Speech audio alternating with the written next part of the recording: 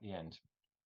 So to today's session, thank you all for coming for this session on Alexandria found and lost today. This is a subject which in some ways is a little bit outside my comfort zone, but it's something that's really interested me now for a number of years. I first got interested in Alexandria, I suppose, when I was writing my Lost Tombs book, and looking in a kind of desk-bound sense for the tombs of Alexander the Great and Cleopatra. And that had me looking into the archaeology of the city, which was unfamiliar to me, as it turns out it is to lots of people, even to people who are very familiar with other archaeological and historical sites in Egypt, even to most of my colleagues. Alexandria somehow sits apart from the archaeology of the rest of Egypt. And it is a tricky place to get to know archaeologically, and I still feel very much a novice in that. But I have got to the point where I feel as though I can say something about the archaeology of the city, so that's what we're going to be covering today. So we're looking at an image of a sphinx, an earlier sphinx, an undated, possibly New Kingdom, possibly later, I think. A sculpture that was brought to Alexandria to adorn the temple of Serapis, the Serapeum, which is to the sort of south and west of the city centre, the ancient and modern city centre. The Ptolemies and Romans, when they were building the city and its great monuments, were very fond of bringing in sculptures from elsewhere. This is one such piece. I like this photograph partly because the Sphinx looks good in the sunlight, I think, and but also partly because you get a sense of the modern city in the background as well. Typical kind of high-rise apartment buildings that you see in cities all around the country. Alexandria is no different in that sense. I've been lucky enough to visit Alexandria on a number of occasions in the last few years. Initially on a couple of sort of reconnaissance trips, looking for information and photographs that would help me in my research into the tombs of Alexander the Great and Cleopatra. Also once or twice on EES business when I was still working for the Society. In more recent years, usually with groups of tourists. So I accompany, as you may know, specialist groups to archaeological sites around the country, and one such trip, which we've run a number of times, my travel industry colleagues and me, focuses on sites that I deal with in my Lost Tombs book, including Alexandria. And I've discovered in the process of running these trips that, in fact, as I mentioned, lots of people who, even those who are familiar with archaeological sites up and down the Nile Valley, elsewhere in Egypt, often have never been to Alexandria, and that makes it one of the most appealing aspects of this particular tour that we run. So I thought it might be worth just giving you a sense, for any of you who haven't been to the city, of what it looks like in modern times. It is, of course, a coastal city. This is the Mediterranean here in this photograph, and this is taken at the eastern end of the Great Harbour, and you can see the western side of the harbour curving round out into the ocean in the distance there, towards what was the island of Pharos. Pharos is now connected to the mainland by a silted up causeway. We'll talk a little bit about how that came about later on in the talk. And along the edge of the coast, we have the Corniche, which is now a very busy sort of 3 or 4 lane road running right the way along the edge of the ocean, with some of these apartment buildings and hotels, cafes and restaurants sprawling along the coastline here. So this is a typical sort of Alexandrian view looking westwards as the sun's setting.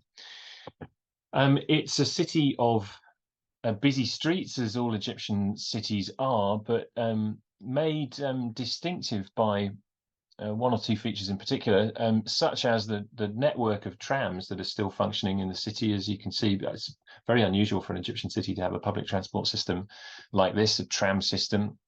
The trams themselves are almost ancient in a sense themselves, as you can see, but still fully functioning. And the taxis in the city are quite a distinctive sight as well. They have this black and yellow coloration. Taxis in Cairo are black and white, of course. In Luxor, white and blue, but black and yellow in Alexandria. And this is one of the central squares in the city. On the corniche, just at the ocean's edge, this is Sa'ad Zaghloul Square, named after the nationalist leader Sa'ad Zaghloul, whose statue is here. This, in fact, is approximately the location of Cleopatra's Needles, the two New Kingdom obelisks that were brought here in the early Roman period, and which, until they were removed in the 19th century, were among the most striking remnants of the ancient city still here.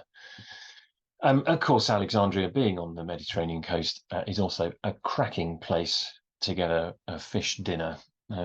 If you're ever there and you enjoy your fish, I highly recommend you try one of the local fish restaurants. So quite a distinctive place, different really has a kind of different feel to it from most other Egyptian cities. And as I say, it kind of stands apart from other sites that were important in ancient times for one reason or another. So let's look at the historical background to the city, how it came to be in the first place.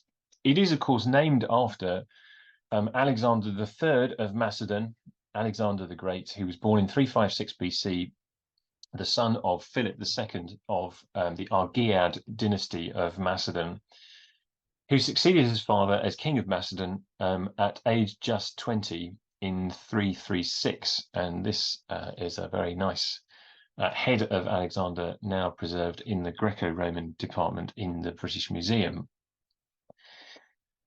Alexander became Pharaoh of Egypt. He came to rule the country as a part of his campaign against the Persian Empire,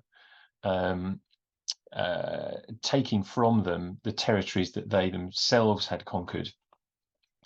So the Persians, at the time of Alexander under Darius III, had been the dominant empire in the Near East for 2 centuries leading up to Alexander's time. They succeeded the Neo-Babylonian Empire, and before that, the Neo-Assyrian Empire in the Near East, both of which have an impact on Egypt, of course, which is, very much one of the major sort of players on the international scene in the Eastern Mediterranean.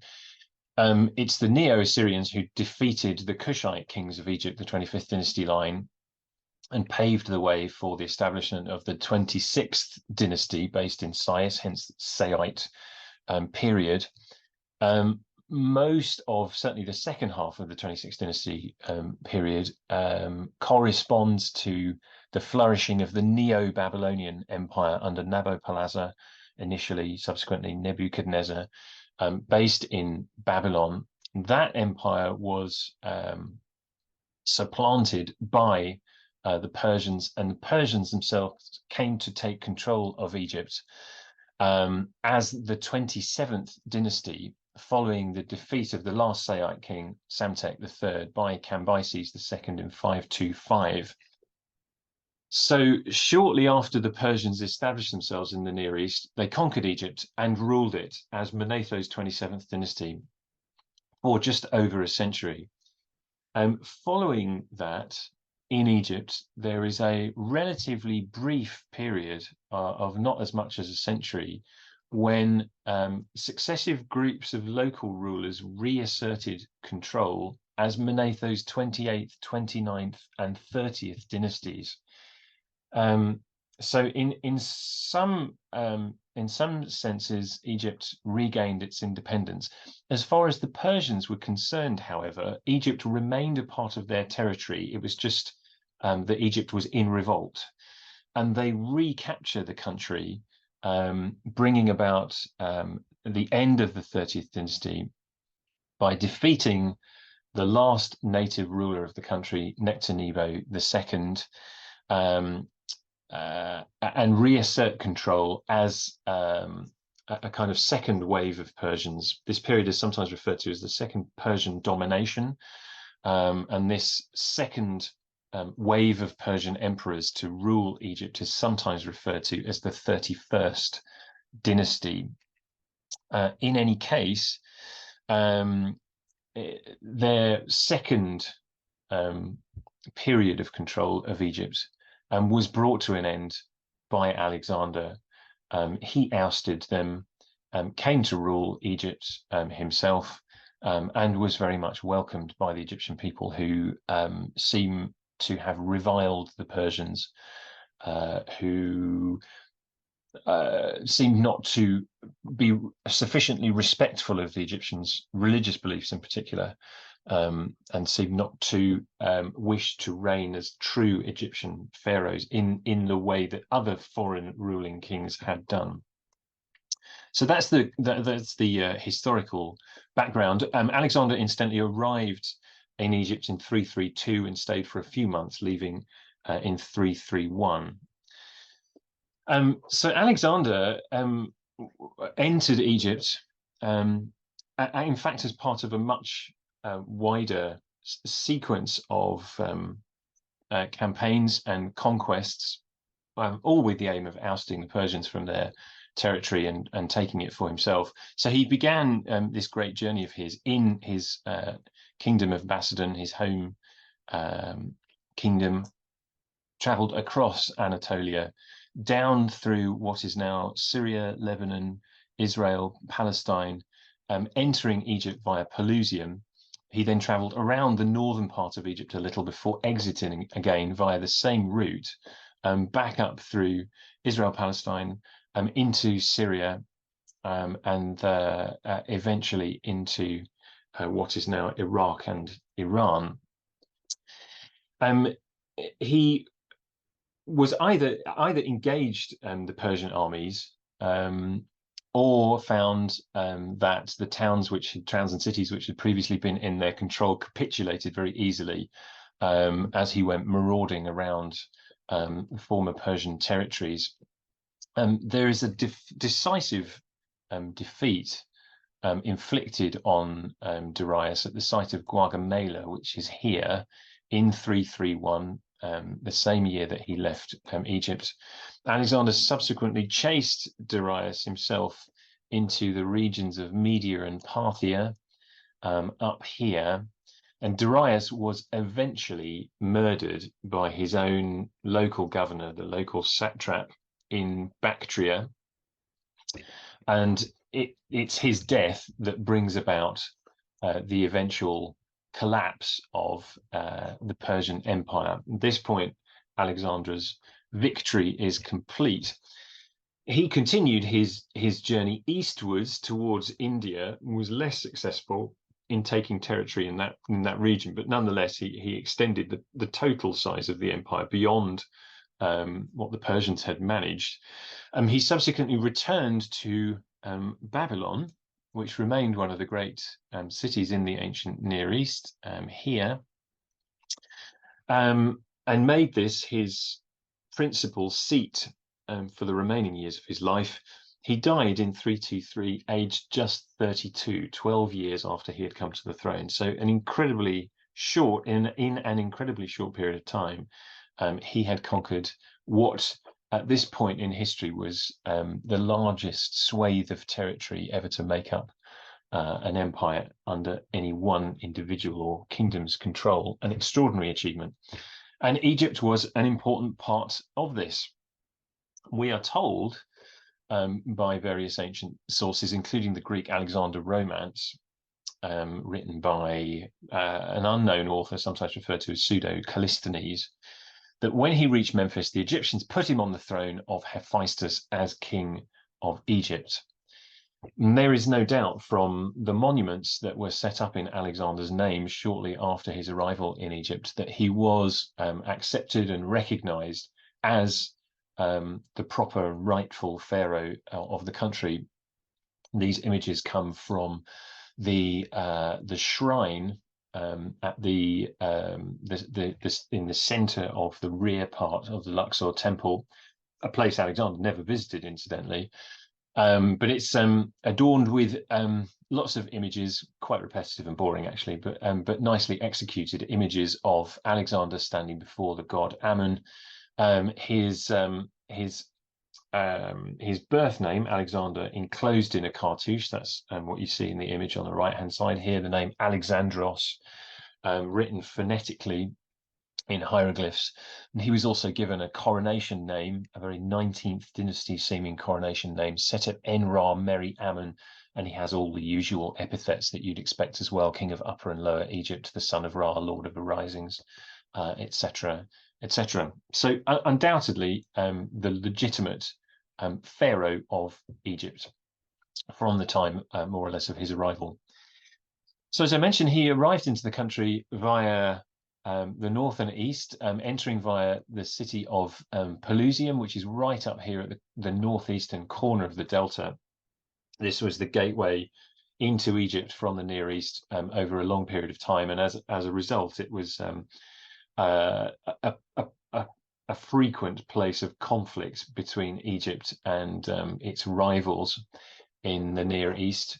Alexander essentially met no resistance here, as had been the case up in the Levant, where most of the towns and cities which were formerly loyal to the Persians simply capitulated quite easily. Egypt was the same. There wasn't a sufficient army stationed here to defend Persian interests, and so the satrap, the local governor, whose name was Mosaics, if I remember rightly, just capitulated. So Alexander journeyed from here, from Pelusium, across the delta to the city of Heliopolis, the center of sun cult worship, and then onwards, a relatively short journey southwards towards Giza. He's supposed to have visited the pyramids and been sufficiently impressed by them, but he was really on his way to the fortified capital city of Memphis, just in this area here. And this is where he spent most of his time in Egypt, being awed by the local population's religious beliefs and their massive temples.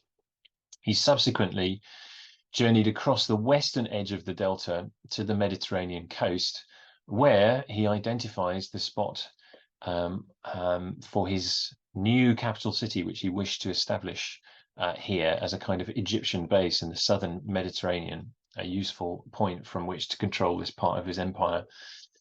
He then journeyed along the Mediterranean coast to the site of Mars and Matruh, and then across the desert, roughly south and west towards Siwa, where he encountered the famous oracle of Ammon, very far distant from most of the rest of Egypt, as you can see from the map.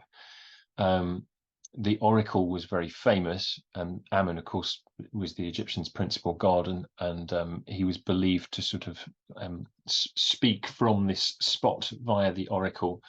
Alexander was greeted by the priest of the temple when he arrived, who attempted to say something in Greek, to greet Alexander in Greek, but mangled the language a bit and accidentally said something to the effect that Alexander was the son of God, which pleased Alexander no end, but it does seem to have been sort of a mistake on the part of the priest. Anyway, Alexander was all very, very pleased with his new territory in Egypt, very taken with the Egyptians and their religious beliefs. He was a religious person himself, very pleased with this idea that he might be regarded as the son of God, which in some sense was all part of the role of the pharaoh, of course. And so Egypt was a sort of favored territory of his, and an important part of his empire. It remained, even under foreign rule, of course, very productive agriculturally, very rich in terms of other natural resources, very large in terms of its population, and very grand in terms of its architecture, etc., etc. So Egypt was quite a prize and very important to Alexander. Arrian tells us that of his journey to the Mediterranean, that on reaching Canopus, which is a little way to the east along the Mediterranean coast from Alexandria, he sailed around Lake Mareotis and disembarked at the site of present-day Alexandria, the city named after him. The site struck him as very beautiful for a new settlement, and he imagined that a city founded there would prosper. A sudden passion for the project seized him, and he himself marked out where the agora was to be built and decided how many temples were to be erected and to which gods they were to be dedicated, the Greek gods and Egyptian Isis, and where the wall was to be built around the city. So the sense you get from this is that Alexander was keen on having a new base, wanted to identify the right spot for it, and had very, very clear ideas about what the city should comprise. We can't possibly know to what extent these accounts have been embellished in order to glorify Alexander and his achievements, but their intention, at least, is that we should think of Alexander as founding the city very deliberately with very clear intentions and ideas for it.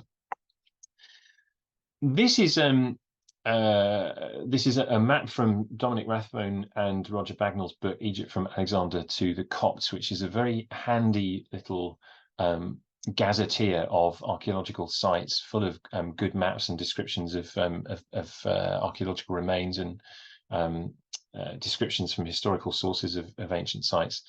I like this map because it neatly illustrates the fact that in ancient times, there were rather more branches of the Nile in the Delta region than there are today. There are today really only two main branches of the Nile in the Delta. One we refer to as the Rosetta branch, which is essentially this one, labeled Bolbitine.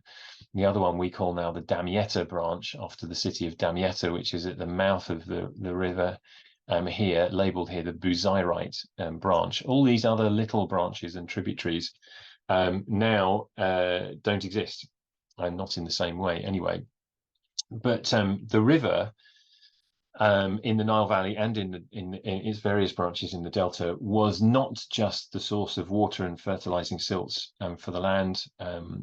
The water and silts which made Egypt so productive agriculturally, but the river is also the principal means of transport through the country and also communication.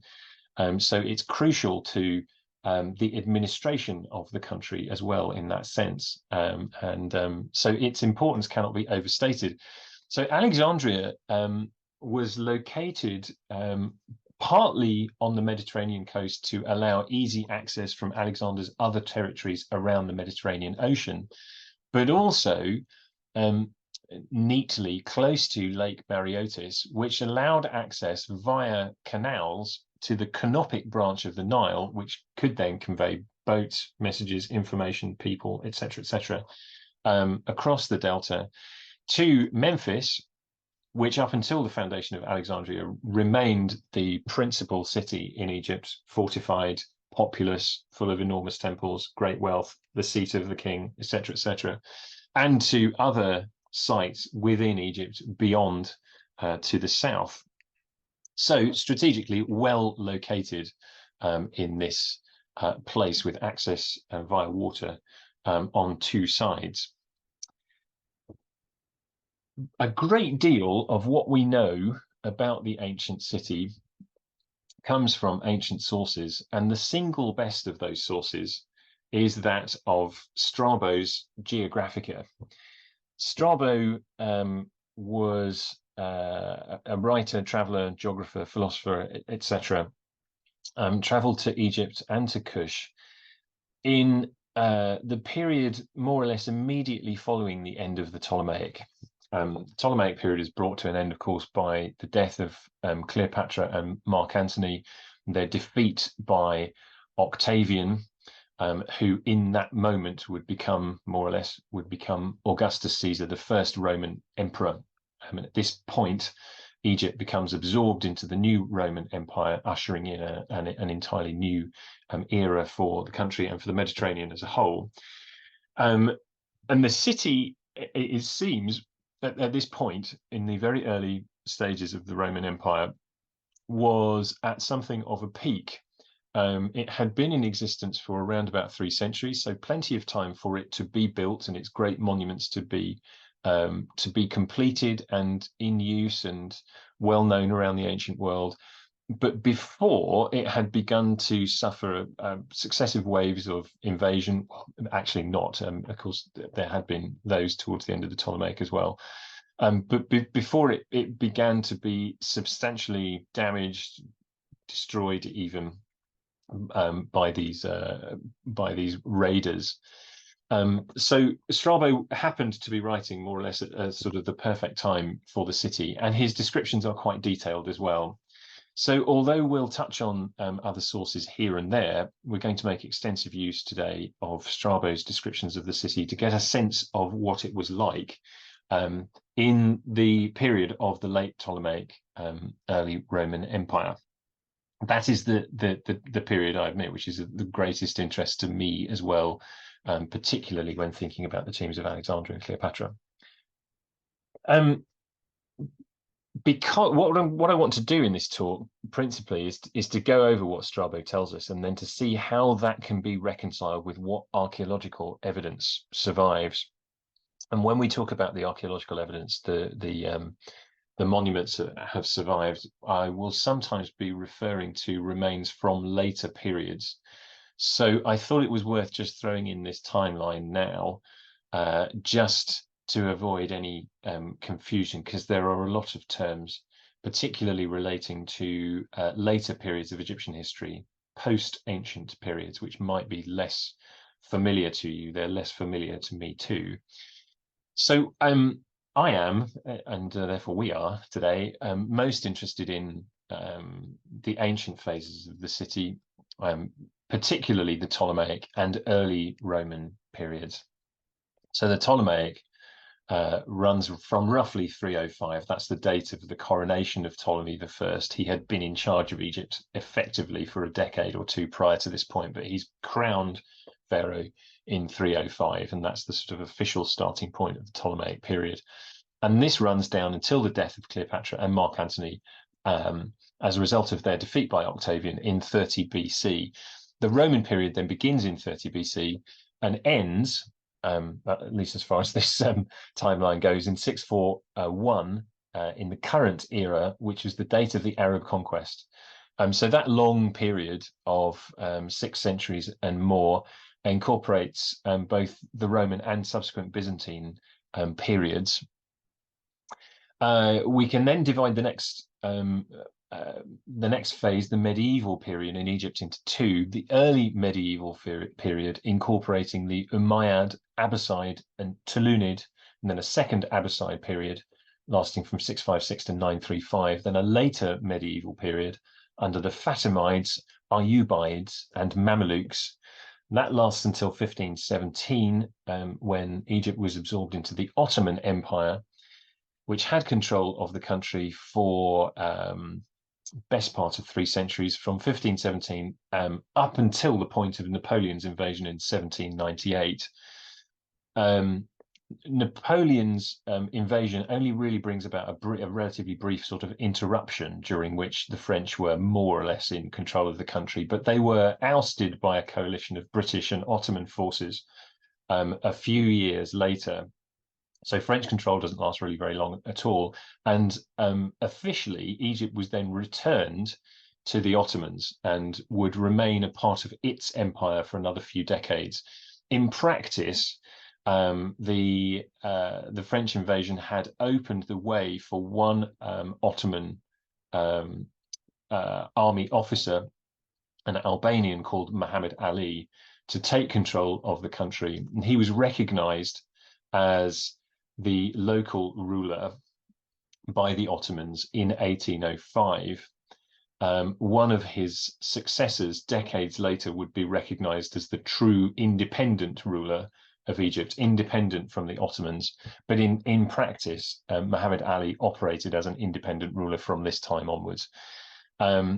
His dynasty's control of the country was brought to an end in 1882 by the British bombardment of the country, which brought about the British Protectorate, which lasted until the 1950s, when the Free Officers' Revolution finally gave Egypt back its independence for the first time in a very long time. And that's the situation we have today.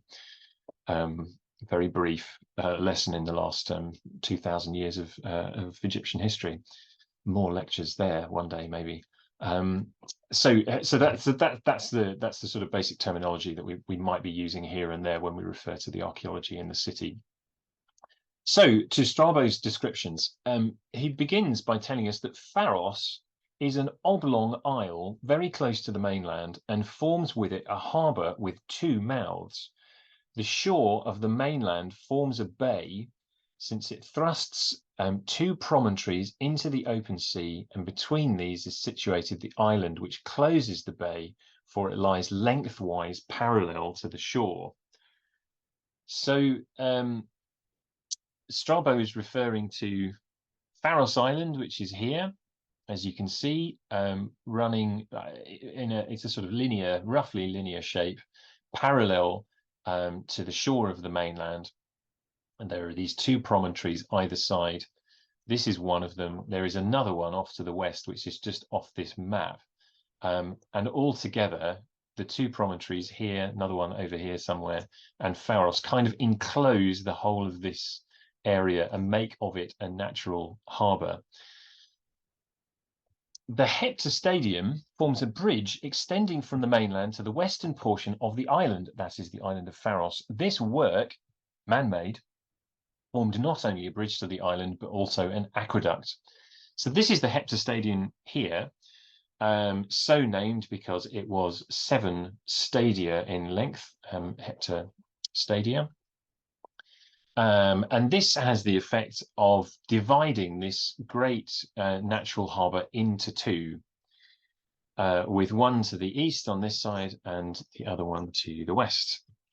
The western mouth likewise forms a second harbour, that of Eunostos, as it is called, for the harbour which affords the entrance on the side of the above-mentioned Tower of Pharos is the Great Harbour. Slightly convoluted in the way this is expressed, but essentially what Strabo is saying is that as you approach from the Mediterranean, the Great Harbour is the one to the left of the image here, but to the east. I think I might have got this wrong in the earlier slide. Sorry if I did. This is the east. This is the west. This is the Great Harbour, and this is the one around which the most important monumental buildings in the ancient city were built. This is where, well, my photograph at the start of the talk was taken over here. So this is the approximate shape of the Great Harbour now. This is the other harbour known as the Old Harbour, or the Portus Eunostos, which really in ancient times lay mostly, the sort of area along the shoreline in this area lay mostly outside the city walls. We think that the city wall stretched only a little way further west from the Heptastadium. And in modern times, this is very much the industrial area. So the big ships, industrial ships, or even some tourist cruise ships dock in the old harbour here, and with the result that much of the mainland in this area now is taken up with shipping container type areas and warehouses, that kind of thing, heavy industry type buildings. So the city really clusters around the Great Harbour, the cultural side of the city, much more industrial on this side. And this is what it looks like from the air in modern times. So our orientation is flicked around here. Sorry to ask you to adjust to that. This is the Great Harbour over here. This is the Old Harbour, the Eunostos Harbour. So you can perhaps even from here get a sense of just how much this is an industrial kind of area.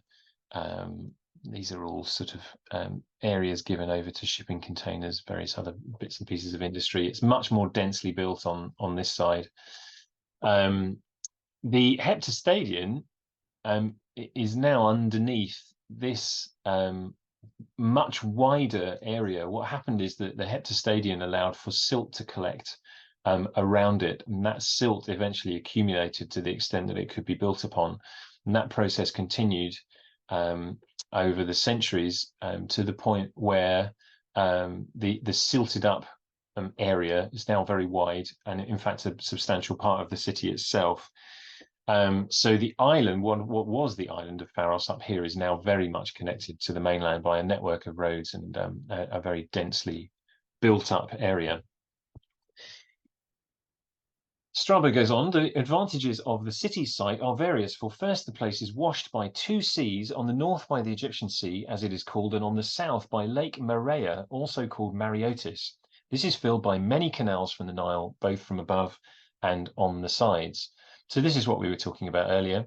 Alexandria is part of this this narrow, relatively narrow sliver of land, an isthmus, in between the Mediterranean Ocean and Lake Mareotis behind it.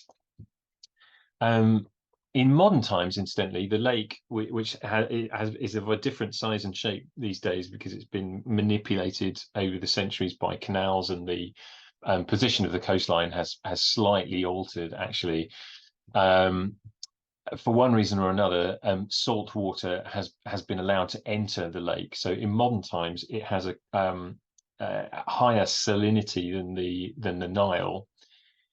So it's not really a freshwater lake as such. It's not as salty as the seawater, but it's kind of brackish, I think is the word for that, sort of in between states. In ancient times, it was a freshwater lake, and this allowed for the city to be provided with fresh water. And as Strabo says, and we've already mentioned, it was fed from the Nile by canals. You can see one or two of these disappearing off towards the east here. In ancient times, they would have connected with the Canopic branch of the river. The Canopic branch doesn't exist anymore. So those canals were defunct until, became defunct, and were replaced in the 19th century by the present-day Mahmoudiya Canal, which has to go a long way further, but connects with the Rosetta branch of the Nile. So in effect, you've still got a similar situation, that Lake Mareotis, just to the south of Alexandria, is connected to the Nile by this Mahmoudiya Canal. But because of the salination of this water now, it doesn't provide the same, provide fresh water to the city in the same way. So that's the strategic importance of Alexandria, or that's why it was chosen in this location, for its access to the Mediterranean and the Nile beyond via the lake. The city contains the most beautiful public precincts and also the royal palaces, which constitute 1/4 or even 1/3 of the whole circuit of the city. For just as each of the kings, from love of splendor, was wont to add some adornment to the public monuments, so also he would invest himself at his own expense with a residence in addition to those already built. All, however, are connected with one another and the harbour. The museum is also part of the royal palaces. It has a public walk, an exedra, that's the kind of little amphitheatre type arrangement, and a large house in which is the common mess hall of the men of learning who share the museum. It is within the museum that the great and very famous Library of Alexandria was to be found. So this was the great centre of learning and culture in Alexandria, one of its most famous buildings.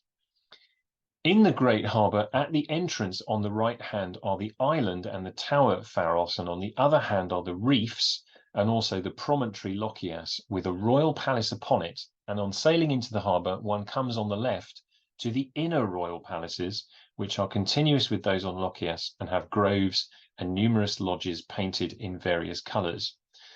So Strabo is describing sort of entry into the great harbour here, which would have been via this narrow channel in between the Lochias promontory, sometimes called the Lochias Peninsula in modern times, the Pharos Island, with the lighthouse at the eastern end of it. So that's your way in.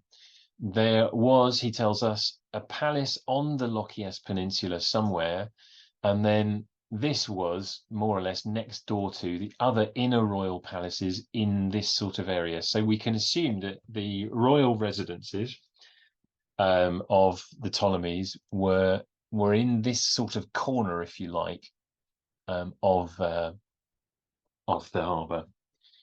Below these lies the harbour that was dug by the hand of man and is hidden from view, the private property of the kings, as also Antirodos, an island lying off the artificial harbour, which has both a royal palace and a small harbour. They so called it as being a rival of Rhodes. Above the artificial harbour lies the theatre, then the Poseidium, an elbow, as it were, projecting from the Emporium, as it is called, and containing a temple of Poseidon. To this elbow of land, Antony added a mole projecting still farther into the middle of the harbour, and on the extremity of it built a royal lodge, which he called Timonium. Then one comes to the Caesareum and the Emporium and the warehouses, and after these to the ship houses, which extend as far as the Heptastadium. So this is the this, by the way, is a drawing by the French Egyptologist and artist Jean-Claude Galvin, who's made a number of these fantastic reconstruction drawings of ancient cities and sites around Egypt and elsewhere in the prehistoric and ancient worlds. Fantastically helpful. He really knows his stuff, and so these drawings, although to some extent a product of Galvin's imagination, are based on ancient sources and what archaeological evidence we have. So I feel comfortable in relying on this as a sort of visual guide to where things were for the purposes of our talk. So this is that artificial harbour, which is said by Strabo to be below, as it were, the royal palaces. So they would be on the slightly higher ground on the shoreline around here. Antirodos is a little way along, has another palace and its own harbour. He talks about the theatre, which must therefore have been roughly sort of on the mainland in this sort of area. Then the Poseidium, which extends into the ocean a little, temple of Poseidon at the water's edge, as you might expect for a god associated with the oceans, which was then extended, we're told, by Mark Antony, who built at the end of it a Timonium. This is named after Timon of Athens, a character at the center of a story in which he lavished his friends with expensive gifts and then ran out of money, only to find that they didn't like him anymore when he couldn't give them any more gifts. And so in disgust at humanity, he went off and lived on his own for a long time. So we believe that Antony set this up for himself at a point at which it seemed inevitable that he was going to be defeated by Octavian and quite possibly lose not just his political power, but his life as well. And so he made himself a place at the end of this this little promontory where he could go and sulk, essentially. Beyond this, we have the Caesareum. The location of the Caesareum is marked by Cleopatra's needles some way along here, and we can, of course, locate that because we know where they were to be found until relatively recently. Then the Emporium and the ship houses, which extend as far as the Heptastadium. So that sort of completes a description of what we might expect to find in this area. But in terms of the most important buildings of the royals, the Ptolemies themselves, they seem to have clustered around this area, the southeastern corner of the harbour, Lochias Peninsula, and then this stretch of the mainland, perhaps as far as Antirodos and perhaps even the Poseidium. The broad street, moving inland now, that runs lengthwise extends from Necropolis past the gymnasium to the Canopic Gate, and then one comes to the Hippodrome, as it is called, and to the other streets that lie parallel, extending as far as the Canopic Canal. So Strabo's description here is of the central east-west running street through the city, and this is Galvin's drawing of that street, looking westwards towards the rest of the isthmus along the edge of the ocean and Lake Mareotis over here. So this is the Mediterranean on the right in the drawing, Lake Mareotis to the left. And this is the street, kind of extra wide street as it's shown here. And although Strabo doesn't comment on it, we believe that there was a similar grand north-south running street as well. And that's what we see here in Galvin's drawing just about. And the crossroads, this crossroads would form one of the important points in the very center of the city, the very heart of the city. And that, as we'll see, is quite important when it comes to our attempts to establish where things were and where we might look for archaeological remains. So, lost and found, or found and lost. These two words, when we're talking about archaeological remains, tend to go this way round: lost and found. We're often talking about archaeology and the last couple of centuries of archaeology in Egypt as having revealed things that had previously become lost. So they were lost and now they're not anymore. I switched them around for the title of this talk, found and lost, because, as we'll see, 2 centuries ago, or 2, 3, even 4 centuries ago, when the very earliest European travelers in modern times visited Alexandria and left behind accounts of what they saw there, it seems that they were seeing rather more remains of the ancient city than exist today. So when we're trying to establish what might have been where and what might have survived from the ancient city, we are often reliant not just on ancient descriptions like Strabo's, but on the descriptions made by early travelers of things which frustratingly had survived the best part of 2,000 years down until, say, the 1700s, 1800s, even 1900s, but which are lost to us now. So, lost, found, lost again, perhaps.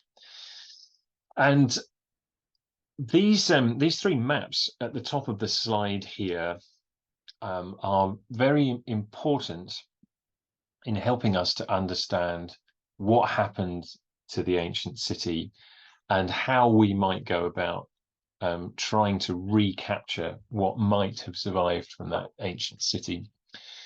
So these are taken from Judith Mackenzie's book, The Architecture of Alexandria. By the way, a doorstep volume full of massive information about the surviving remains, archaeological remains, very much from an architectural point of view, but it's a majestic, indispensable guide to the city. These 3 maps are from this book, and they show at the left-hand side the area of Alexandria that was occupied by the city in the Ptolemaic. So what we're looking at, of course, is the island of Pharos, connected to the mainland by the heptastadion prior to the point at which it had begun to silt up.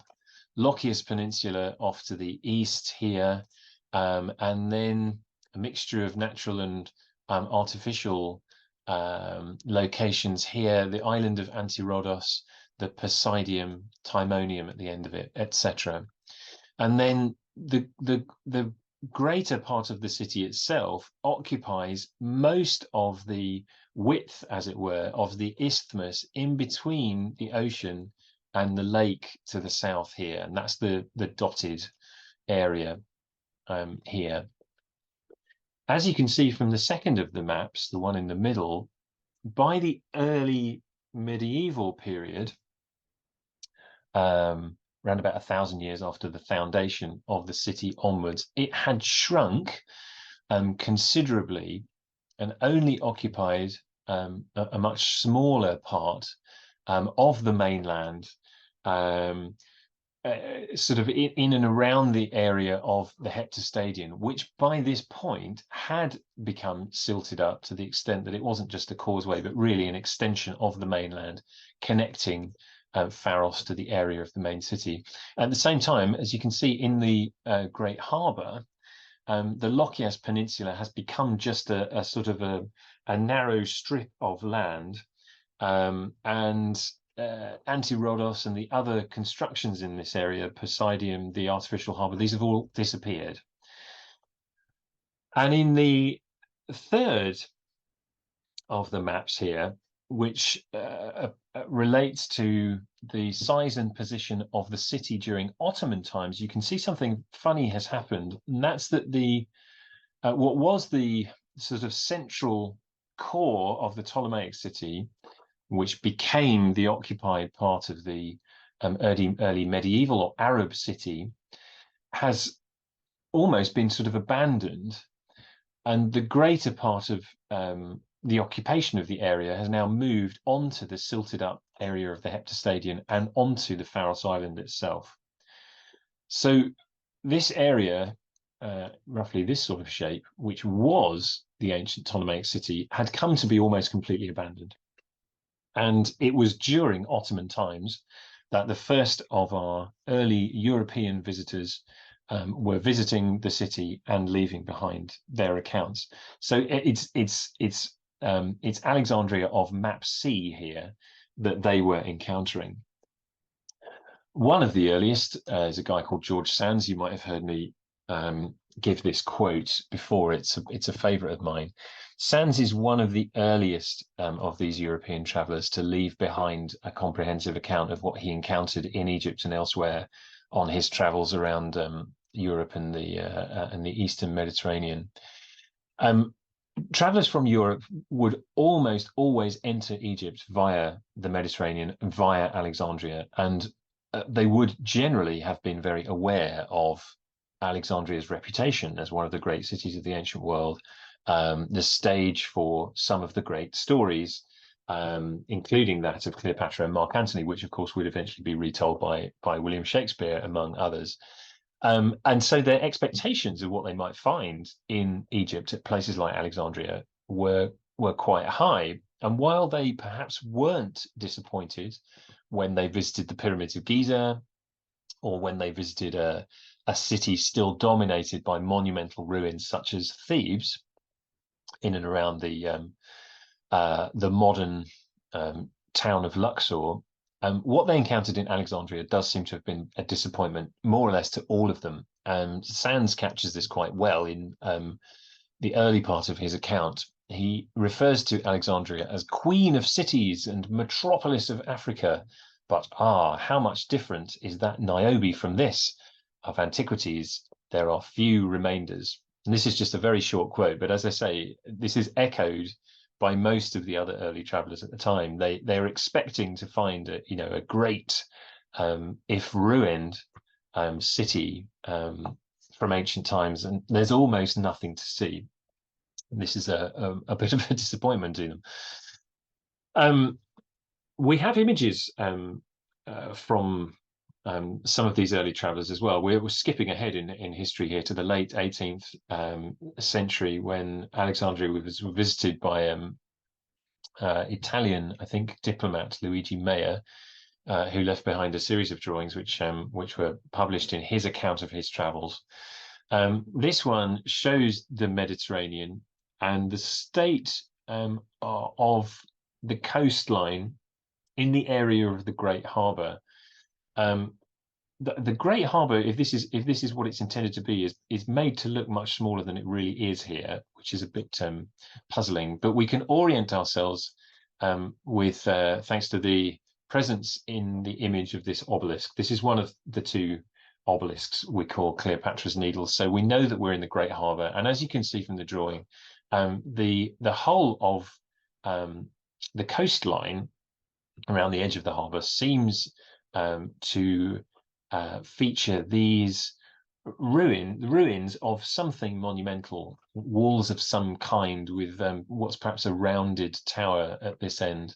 I say perhaps because we know from elsewhere that it almost certainly was a rounded tower. Mayer also left drawings of other spots in Egypt. This is that it seems what was at the time the main street running east-west through the center of the town in the late 18th century. This is, in fact, identifiably the mosque of the district of El Atarin, which is pretty much in the center of Alexandria, then as now, built on the site of a former church of Saint Athanasius. And as you can see, the road here is quite wide, and it's flanked on one side by a series of 3 still standing, probably red granite pillars, and there are a few more of them just in the distance here.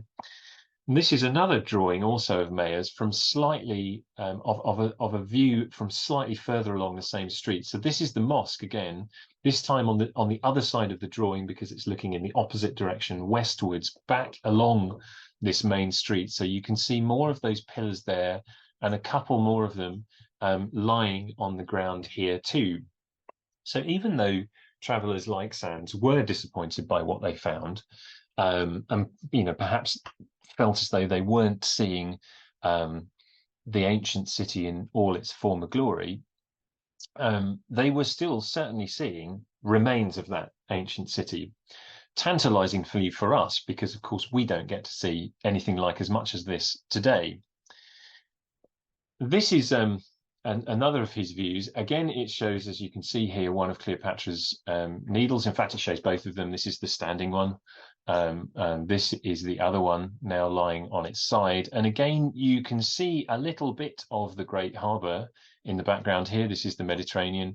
In the distance here, a few buildings on the Lochias Peninsula just stretching out into the ocean.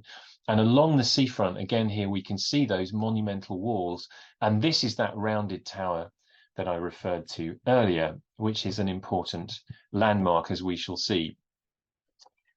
Shortly after Mayer visited the country, Napoleon himself arrived with his armies and with his corps of learned men, his savants, who were brought with the armies to make a grand description of the country, its flora, fauna, its architecture, and standing buildings and archaeological remains as well. And if, of course, it's the publication of this great Description de l'Égypte that gave scholars in the first couple of decades of the 19th century.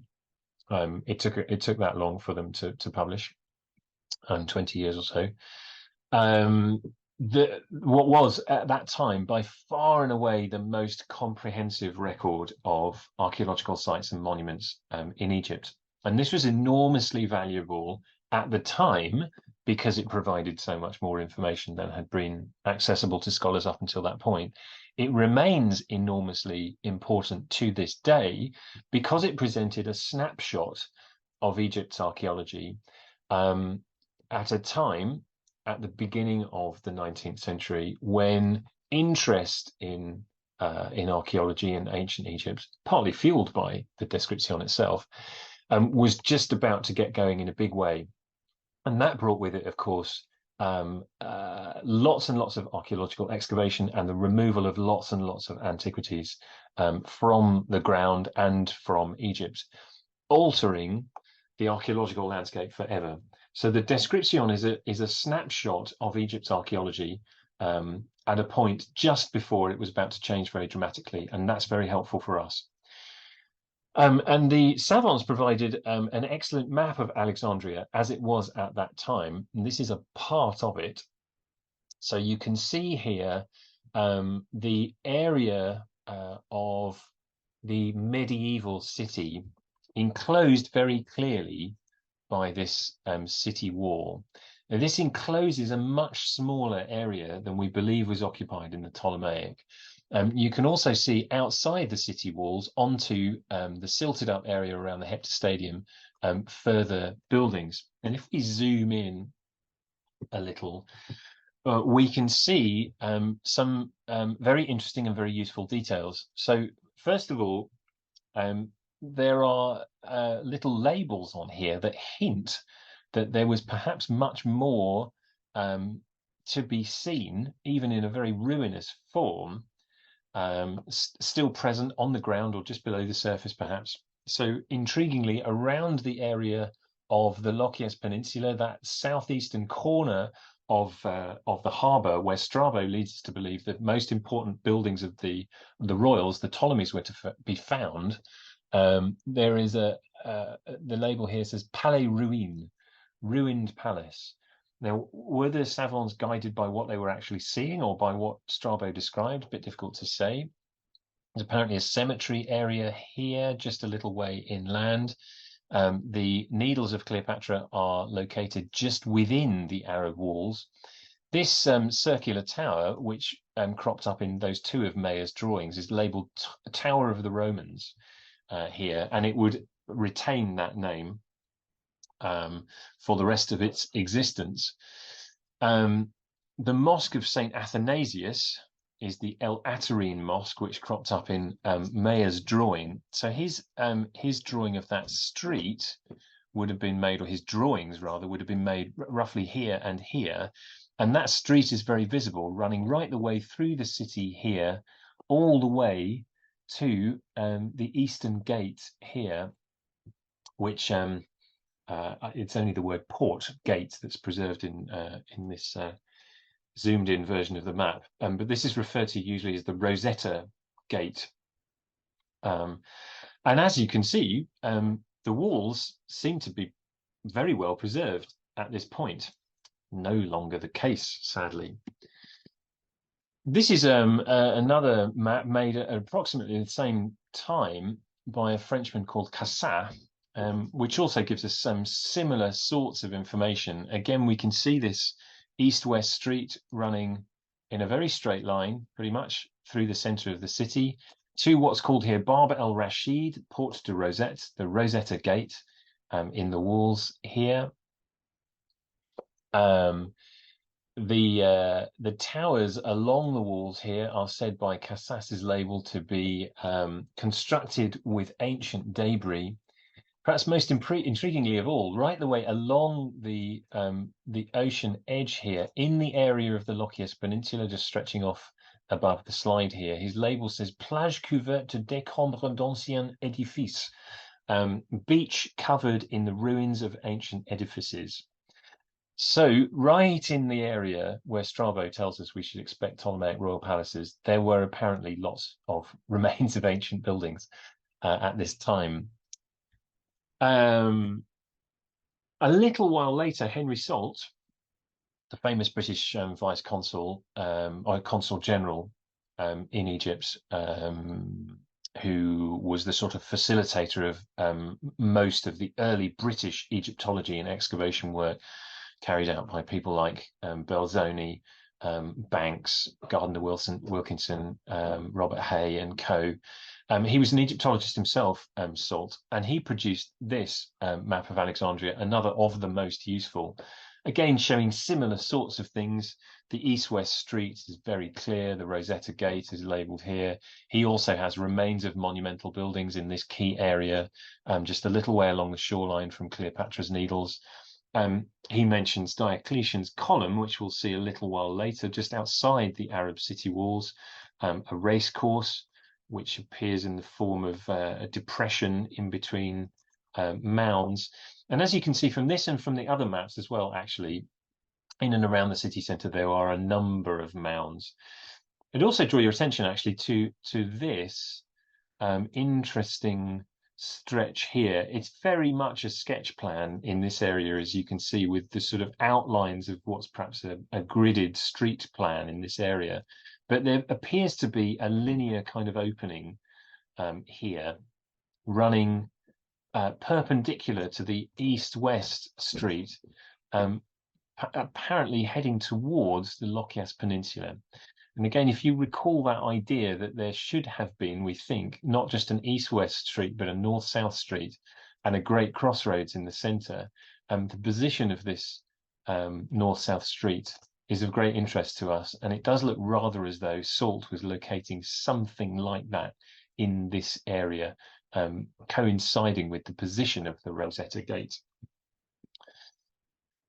Really, the great hero of mapping Alexandria is this guy, Mahmud Ahmed Hamdi Bey, usually called Mahmud el-Falaki, the astronomer. He was the astronomer to Muhammad Ali's court, or the court of the dynasty of Muhammad Ali. I forget exactly which of Muhammad Ali's successors he was working under. And he was asked to make a great survey of Alexandria in the second half of the 19th century. Crucially, at a point in the 1860s, just before the 1882 bombardment of the city by the British, a very unhappy moment in Alexandria's history, And subsequent to the 1882 bombardment, the city came to be redeveloped and modernized very rapidly.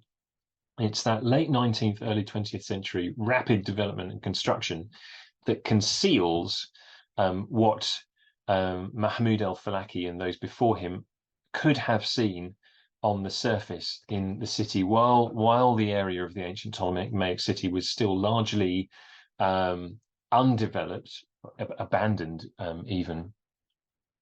So el-Falaki undertook this great survey, a lot of field walking, and a certain amount of certainly speaking to the local population to get a sense of what might have been where, and also I think a limited amount of test excavation as well to try and establish what might be just underneath the surface. So his timing was excellent, just before the redevelopment of the city, but his map was also the most detailed, and it is his map on which more or less all subsequent scientific maps of the ancient city are based.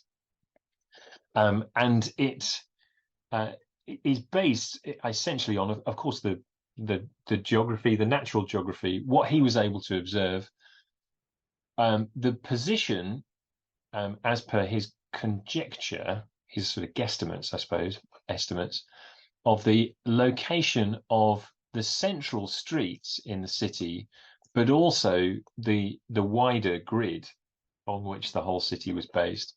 The position of the ancient city walls as well, which give us the full extent of the Ptolemaic city. And the grid plan, in some way, is the basic framework onto which we can then try and pin more or less everything else. And this is an adaptation of el-Falaki's plan, adapted by Judith Mackenzie in her book, showing, importantly, the location of these two main streets, east-west and north-south. To stop beating around the bush about it, there is more or less total agreement among scholars that east-west running street, terminating in the Rosetta Gate, which was observed by Napoleon's savants, Henry Salt, and Cassard, the Frenchman, as well, that is indeed the line of the ancient Ptolemaic east-west street, and that street survives even today. It's now called Sharia El Horeya, Freedom Street. It was previously Fuad Street. In earlier times, it was called Canopic Street, or the Canopic Way, because it heads ultimately in an eastward direction towards the city of Canopus and the Canopic branch of the Nile. And there would have been, we believe, at the eastern extent of the Ptolemaic city, a Canopic gate as well. So that street is labelled on el-Falaki's plan as L1. So all of the east-west running streets are given an L number, 1 heading northwards, 2, 3, 4, and in the opposite direction, apostrophe 2, 3, 4, etc. The location of the east-west running street, but absolutely matches the location of a street that has existed ever since Ptolemaic times and still exists today. The location of the north-south running street is much, much harder to establish because it didn't really seem to have survived at all. There is that tantalizing hint in Salt's map that maybe the line of it was still there, but it's very difficult to be clear about that. Most scholars seem to think that, in all likelihood, it began at the point of the Lochias Peninsula and headed roughly southwards at 90 degrees to the east-west street and eventually terminated in the south of the city. And this is the position that Mahmud Bey el-Falaki gives to that street. And he labelled this one R1. And again, the parallel streets running westward are 2, 3, 4, 5, etc. And in an eastward direction, 2 bis, 3 bis, 4 bis, etc. And that gives us the basic grid of the plan of the streets in Alexandria. And Al-Falaki's estimate of the position of this street, R1, is partly based on conjecture, partly based on it meeting the Lochias Peninsula, partly on archaeological remains, scanty along this line though they were. So for the purposes of this satellite image, which I put together a little while ago to help me to orient myself when it came to identifying the location of certain things, certain ancient spots in the city on the modern grid plan. As you can see here, there are 4 yellow lines. This one here is the one that follows the line of the East-West Street, Canopic Street, Rosetta Street here, terminating in the Rosetta Gate, and that's where the line ends there. So that's the approximate location of the Arab city walls. The Ptolemaic city walls would have been some way further east, we think, possibly around this sort of area. And as you can see, Pat, I hope, that street continues in this direction. So that's very clear, even on a modern satellite image.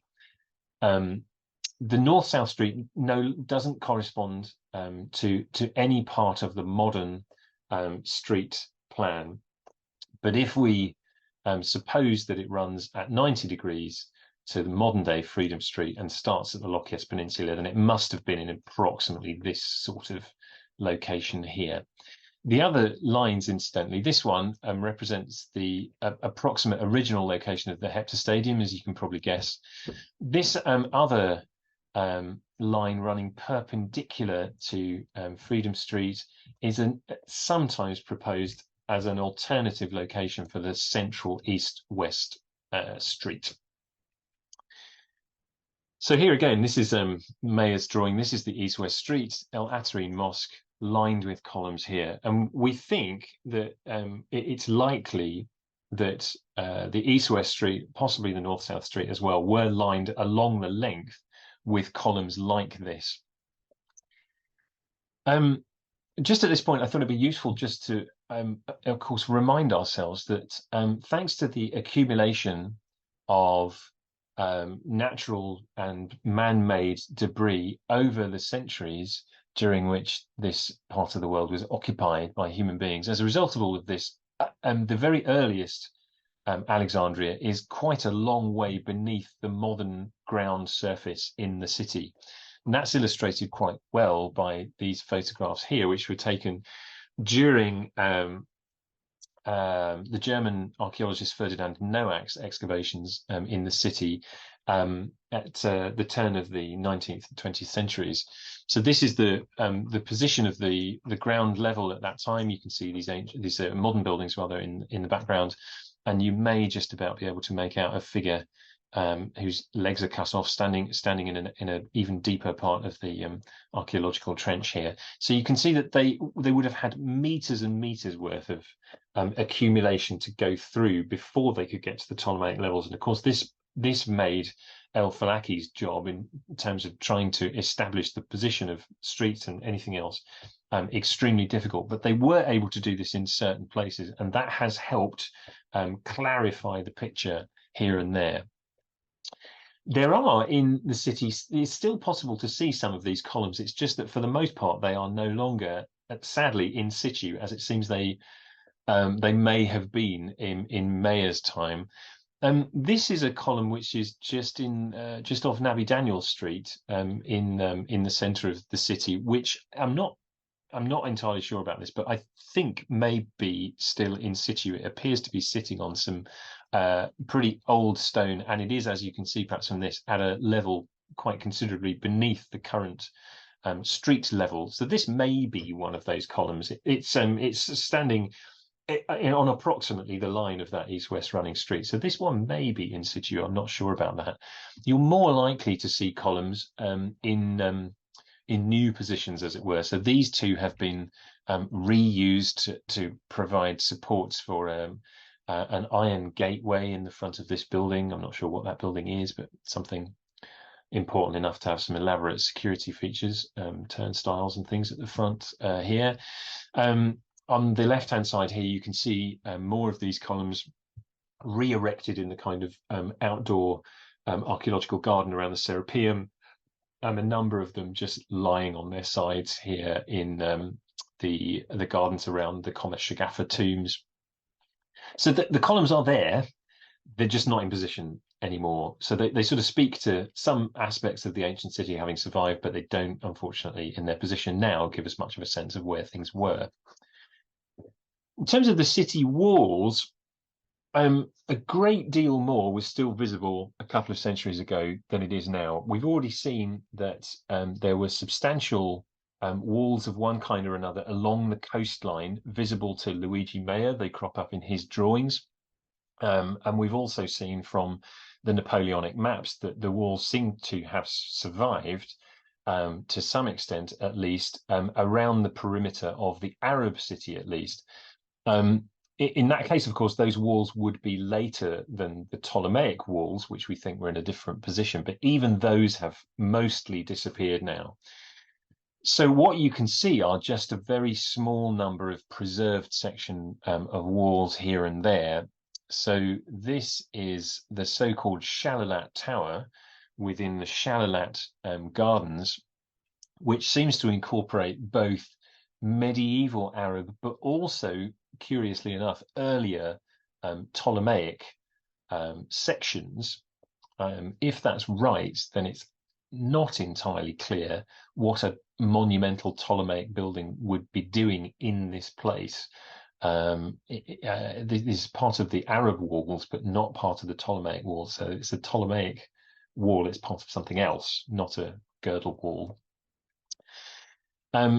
This is a photograph from probably the end of the 19th century of the coastline in the Great Harbour, and this is that circular tower that Meier painted, in which the Napoleonic saddles labelled as the Tower of the Romans, a little way eastward of the standing Cleopatra's Needle. So this is sort of mid to later 19th century.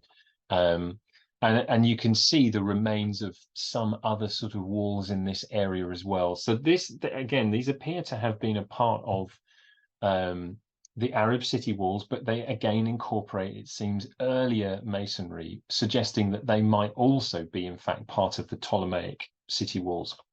In any case, by the way, this whole area was redeveloped as part of the general redevelopment of the city in the early 20th century, at which point the present day Corniche was built, and all of these walls were lost as a result of that. This is the so-called Tower of the Romans, and you can see perhaps different kinds of masonry involved in its construction here. So sort of smaller blocks in the center here, but some larger blocks on the outside, and that is significant. The larger blocks we think are the older ones, potentially as old as the Ptolemaic. Another traveller who visited the country in around 1737 to 9, Richard Pocock, an English-Irish clergyman and traveller, made as his first job when he arrived in the city a survey of the walls. And he says, the first thing I did at Alexandria was to pace around the walls. The old walls of the city seem to have been built on a height which extends from Cape Lochias towards the east, the remains of a grand gateway being to be seen in the road to Rosetta at this high ground, and the foundations of the walls may from thence be traced to the canal. The outer walls round the old city are very beautifully built of hewn stone and seem to be ancient. And this again gives us the sense that there was much more of these walls in the 1700s, certainly than there were much later on, and certainly than there are now. El-Falaki recorded what was still standing during his time in the 1860s in an attempt to try to establish the position of the Ptolemaic walls. And he was able to find remains in these positions, ringed in red here. And this is the best basis we have for establishing the line of the extent of the ancient city. So as you can see, as per maps we've seen earlier on, the Arab city didn't extend much beyond this sort of shape here. The Ptolemaic city was bigger, and extended southwards almost as far as Lake Mareotis here. I mean, as you can see, El-Falaki was by no means able to trace the wall along its full extent, but he got enough sort of little soundings along the way to give us the basic line. Now, I mentioned a couple of times that at the point at which the East-West Street, Canopic Street or Rosetta Street met the Arab walls, there was a monumental gateway, and that's the monumental gate that Pocock was referring to. This is that gateway as drawn by Casas, whose map we've already seen. Mayer also drew the sort of interior of it, showing it to have incorporated a couple of clearly Ptolemaic or Roman red granite columns, so very substantial masonry, what might even be a kind of statue emplacement here. So this appears to have been built into the Arab walls, but again, there's some suggestion that some parts of it at least might be a bit older. In any case, as I say, however much was still extant in Pocock's time, Casas's time, Mayer's time, the majority of those remains of the Arab or even earlier city walls have now disappeared, and all that can be seen really now are a few small sections, mostly in this area here, highlighted by these orange pins around the area where the East-West Street, now Freedom Street, would have met Rosetta Gate in ancient times. The Rosetta Gate has now completely disappeared, but it would have been somewhere here, we think. So those remaining stretches of walls are in fact somewhere around sort of here, they are as follows. So zooming in a little bit, if you just sort of trace an imaginary line around these points, you get the sense that the Rosetta Gate must have been sort of in this area here, at the just a little way beyond where the yellow line shows Freedom Street continuing. There's actually a little park here with a statue of Alexander the Great in the middle of a very busy network of roads. Very difficult to cross the road in this area. And these sections of wall that are still preserved are as follows. This is called the Nahassin Fort, which is in fact a 19th century construction, but possibly the sort of rebuilding of earlier walls. That's the northernmost of these. And it just shows up in the satellite map as a sort of linear construction here. Bastion 3, so-called Bastion 3, which exhibits this interesting sort of corner here. This is also a 19th century construction, although not very long ago, archaeologists revealed this tiny section of wall, which has been sort of partly reconstructed to its full height. This is part of the earlier medieval wall. So we have a sort of double wall here, if you like. This is the medieval Arab line, and this is a later 19th century line. Slightly earlier remains can be found at kind of built into Alexandria Stadium. You can see the stadium down here at the bottom of the map, and this is an Ottoman tower, which you can see from the photograph has been incorporated into it. And if you look in the satellite image, you can see these nice rounded sort of corners. So this would have been one of these tower bastions, part of the fortification walls. And then finally, the Shalalat Tower, which we've already seen earlier, which also has these sort of rounded corners. It's within the Shalalat Gardens. And this is where we see, perhaps more clearly than anywhere else, it's certainly in the surviving portions of wall, the two different styles of masonry. The later, smaller mortared masonry blocks, and the earlier, larger Ptolemaic clamped blocks, which were fitted together without the use of mortar. As I say, if these are Ptolemaic and the Ptolemaic walls were somewhere else, then these would seem to have been a part of a different Ptolemaic building, perhaps. So there they all are. This would seem to be the line of the walls that was followed by Pocock and others, which has almost completely disappeared. Following exactly, as you can see, the modern street following exactly the line of the street that was observed by Salt and others. So what are other buildings within the Ptolemaic city? Well, in terms of palaces, Strabo, of course, describes them as having been clustered around the Lochias Peninsula in the southeastern corner of the harbour. This is where Casas and others refer to there having been lots of ruins at that time. Unfortunately, very little really of what these ruins might have been has been revealed, but hints at monumental domestic or other buildings, perhaps palaces, have been found in this area, including this spectacular mosaic of a dog, which was found right at the base of the Lochias Peninsula, where the modern present-day Alexandria Library is, the Bibliotheca Alexandrina. This is another mosaic which was found just a short distance away in the district of Shatbi, again, more or less right on the coast, just a little eastward of the Lochias Peninsula. It's referred to as the Shatbi Stag Hunt mosaic. Now, these don't in themselves tell us really a great deal about what these buildings were, except that they would have been very grand and imposing, monumental buildings of the state, perhaps, or of somebody or persons very wealthy. We know, of course, thanks to ancient sources, that there would have been temples, and we get a little bit of information about these from Strabo and others.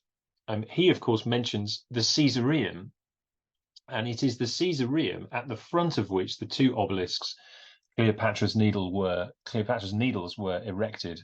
And this is a drawing made by Vivant Denon, who was part of Napoleon's corps of savants, showing the so-called Tower of the Romans in the background, with the one standing obelisk, the other one lying on the ground in front, just at the edge of the coast.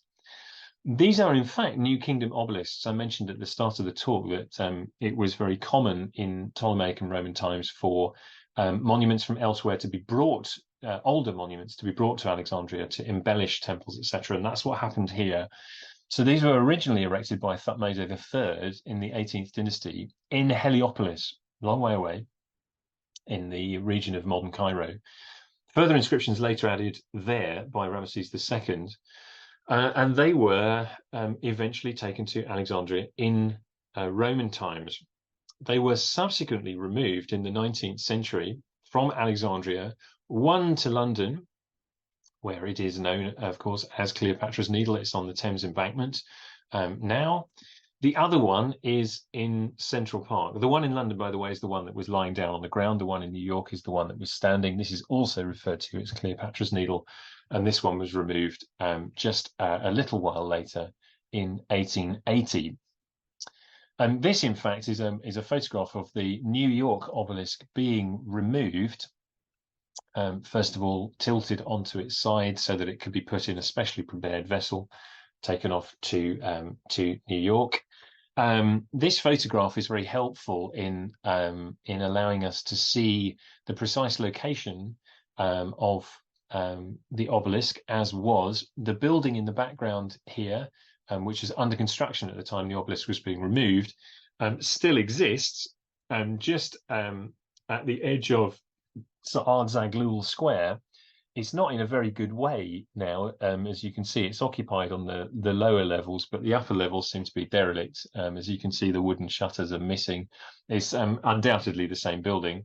And just across the way, in the left-hand photograph, this is that building there. So just across the way, on the spot where the obelisk would have stood, is this building, now painted, and the upper floors in a kind of pastel pink. This is the Metropole Hotel, one of the early grand hotels to be built in the city. So this stands on the spot of the obelisks. Interestingly, I found interesting when I first saw this photograph, the coastline is right up against the building here. It's now a good 50 to 100 meters further out into what was the ocean at this point, and that is the result of the shoreline having been developed and the Corniche, this main road, constructed. So the shoreline itself has moved, and of course, goodness only knows what effect that might have had on swallowing up archaeology that wasn't visible at this point but might still have been there. So the two obelisks were erected at the front of the Caesareum. The temple would have been behind them. Strabo mentions it. One comes to the Caesareum and the Emporium and the warehouses, etc. We know from this, because we know when Strabo was writing, that the Caesareum was up and running, built and up and running by Strabo's time, early Roman period at the very latest. We think that it was dedicated probably to Augustus Caesar, but possibly to the earlier Caesar, Julius Caesar, Cleopatra's first Roman husband, possibly even to Mark Antony. We're not entirely clear about that. We know at least when the obelisks arrived, thanks to these extraordinary crab claw shaped supports made of bronze, which were found supporting the base of the obelisks. These, helpfully for us, are inscribed with a short text explaining that these were erected in year 18 of the Emperor Augustus, which is equivalent to around 13 to 12 BCE. So they were brought there very shortly after Cleopatra and Mark Antony's time. We have this description of the temple from Philo. There is elsewhere no precinct like that which is called the Sebasteum, a temple to Caesar on shipboard, situated on an eminence facing the harbours famed for the excellent moorage, huge and conspicuous, fitted on a scale not found elsewhere, with dedicated offerings, around it a girdle of pictures and statues in silver and gold, forming a precinct of vast breadth, embellished with porticos, stowers, libraries, banqueting rooms, chambers, groves, monumental gates, and wide open spaces, and unroofed structures, everything which lavish expenditure could produce to beautify it. Very long description, very long sentence, but giving you, the sense that this was a very spectacular, very grand building, called here the Sebasteum, but generally referred to as the Caesareum. Intriguingly enough, of course, it faces the harbour. And so not only would those obelisks have been among the most striking remnants of the ancient city for our modern travellers, but quite possibly they and the temple behind them would have been among the most striking things that visitors to the city in ancient times would have seen as well. Despite all of this, aside from the obelisks, almost nothing of that temple survives at all. A limited amount of excavation has been done in quite modern times by the French Centre for Alexandrian Studies, led by Jean-Yves Empereur, but they haven't added a huge amount really to what we know. Excavation there, as throughout the city, of course, is very difficult because it's so densely built on by modern constructions. The principal temple in the city was dedicated to the god Serapis, hence Serapeum, and its position was marked by this column. Again, we see it here in a painting by Vivant Denon from the Napoleonic Corps of Savants. It lay, as per the label on Salt's map here, in the sort of southwestern part of the city, outside the Arab city walls, but within the Ptolemaic walls. The column is sometimes referred to as Pompey's pillar. Erroneously, it was in fact erected centuries after Pompey's time by Diocletian in around 298 to 302, and commemorates the defeat of a group of rebels in Egypt by the emperor. It is one of the largest such columns ever cut in stone, and has been standing ever since. And it was a part of the Serapeum. It wasn't known for how long prior to the erection of Diocletian's column the temple had been in existence, but in 1944, this terracotta foundation plaque inscribed for Ptolemy III was discovered, showing very clearly that the temple was founded no later than Ptolemy III's reign. So that is relatively early on in the Ptolemaic period. So it was one of the founding buildings, if you like, of the Ptolemaic city. And this is what it looks like today. The temple was built on a natural area of elevated ground, a little kind of hillock, which was then built up into a kind of temple platform. You can see the man-made part of the construction here, and accessed via a staircase in approximately this location here. This is what it would have looked like according to this reconstruction drawing. So the temple was accessed via a staircase up the side of this little hill and entered via one or the other of a series of doorways, which would bring you into a temple enclosure surrounded on all sides by a colonnaded portico with a temple building and a stoa building at one end, very much in the classical rather than the Egyptian style. And the temple was modified in Roman times so that Diocletian's column was erected and would be encountered by visitors a little to the left upon entering the temple enclosure area from the staircase. The earlier temple and stoa buildings appear to have been demolished at this point, and a new temple positioned closer to the center of the temple enclosure, as you can see here. Of civic buildings, we don't know really a great deal in terms of archaeological remains. Perhaps the most spectacular that survived to any extent is marked here on the Napoleonic Description de l'Egypte map here as Circus Silk, which shows up as a roughly sort of rectangular depression with a rounded end in between mounds. This is labeled racecourse on Salt's plan. This more detailed drawing, again from the Description de l'Egypte, gives us more of a sense of what it would have been. It was an ancient stadium for racing and sports and games of various kinds, reconstructed by Jean-Claude Galvin as follows. So you get a sense here of its position adjacent to the Serapeum here, which Galvin shows with Diocletian's columns, staircase leading up to the temple enclosure, and this grand sports stadium beyond. It was still evident in the form of this depression, at least in the time of Napoleon and his armies. Again, nothing exists of this whatsoever. The area is completely built up now. Shipping-wise, perhaps the most famous building in the whole of Alexandria, of course, is the Lighthouse, which also has completely vanished, although the blocks that it was built from, it seems, were partially reused for the construction of the medieval fortress of Kite Bay, which stands at the eastern extent of what was the island of Pharos now. Otherwise, the masonry blocks are all on the seafloor, indicating that something, a storm or an earthquake perhaps, tsunami, brought about the collapse of the building at some point in the centuries after its construction. We do know something about its form, however, because it's depicted in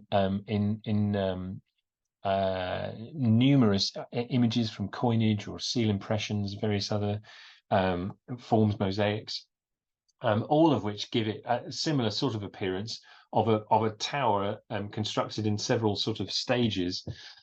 And this is a sort of technical architectural reconstruction drawing made by a man called August Thiersch, which gives you the sense of this tower in several sections with a beacon at the top, guiding sailors into the harbour, or warning them that they were approaching the Pharos Island and to steer clear. I'm overrunning, folks. Sorry, I'm getting there. Cemeteries. Where did the ancients bury their dead? Well, they seem to have the cemeteries seem to have clustered in two areas. One to the east, but within the area of the ancient city walls, and this incorporates groups of tombs at Shatbi, the Alabaster tomb, which we'll come back to. And then in the west, in an area which Strabo calls necropolis for obvious reasons, which is just outside the area of the Ptolemaic city walls, as you would expect. You wouldn't expect tombs to be built within the city. Outside seems much more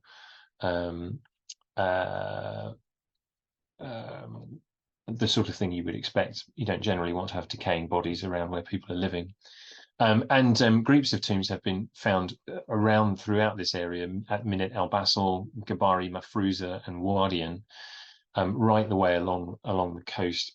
Some of the catacombs in Wardian in particular were among the most spectacular things that you could see on a visit to Alexandria a century or two ago, although as far as I know, it's not possible to visit any of them, those that do survive now.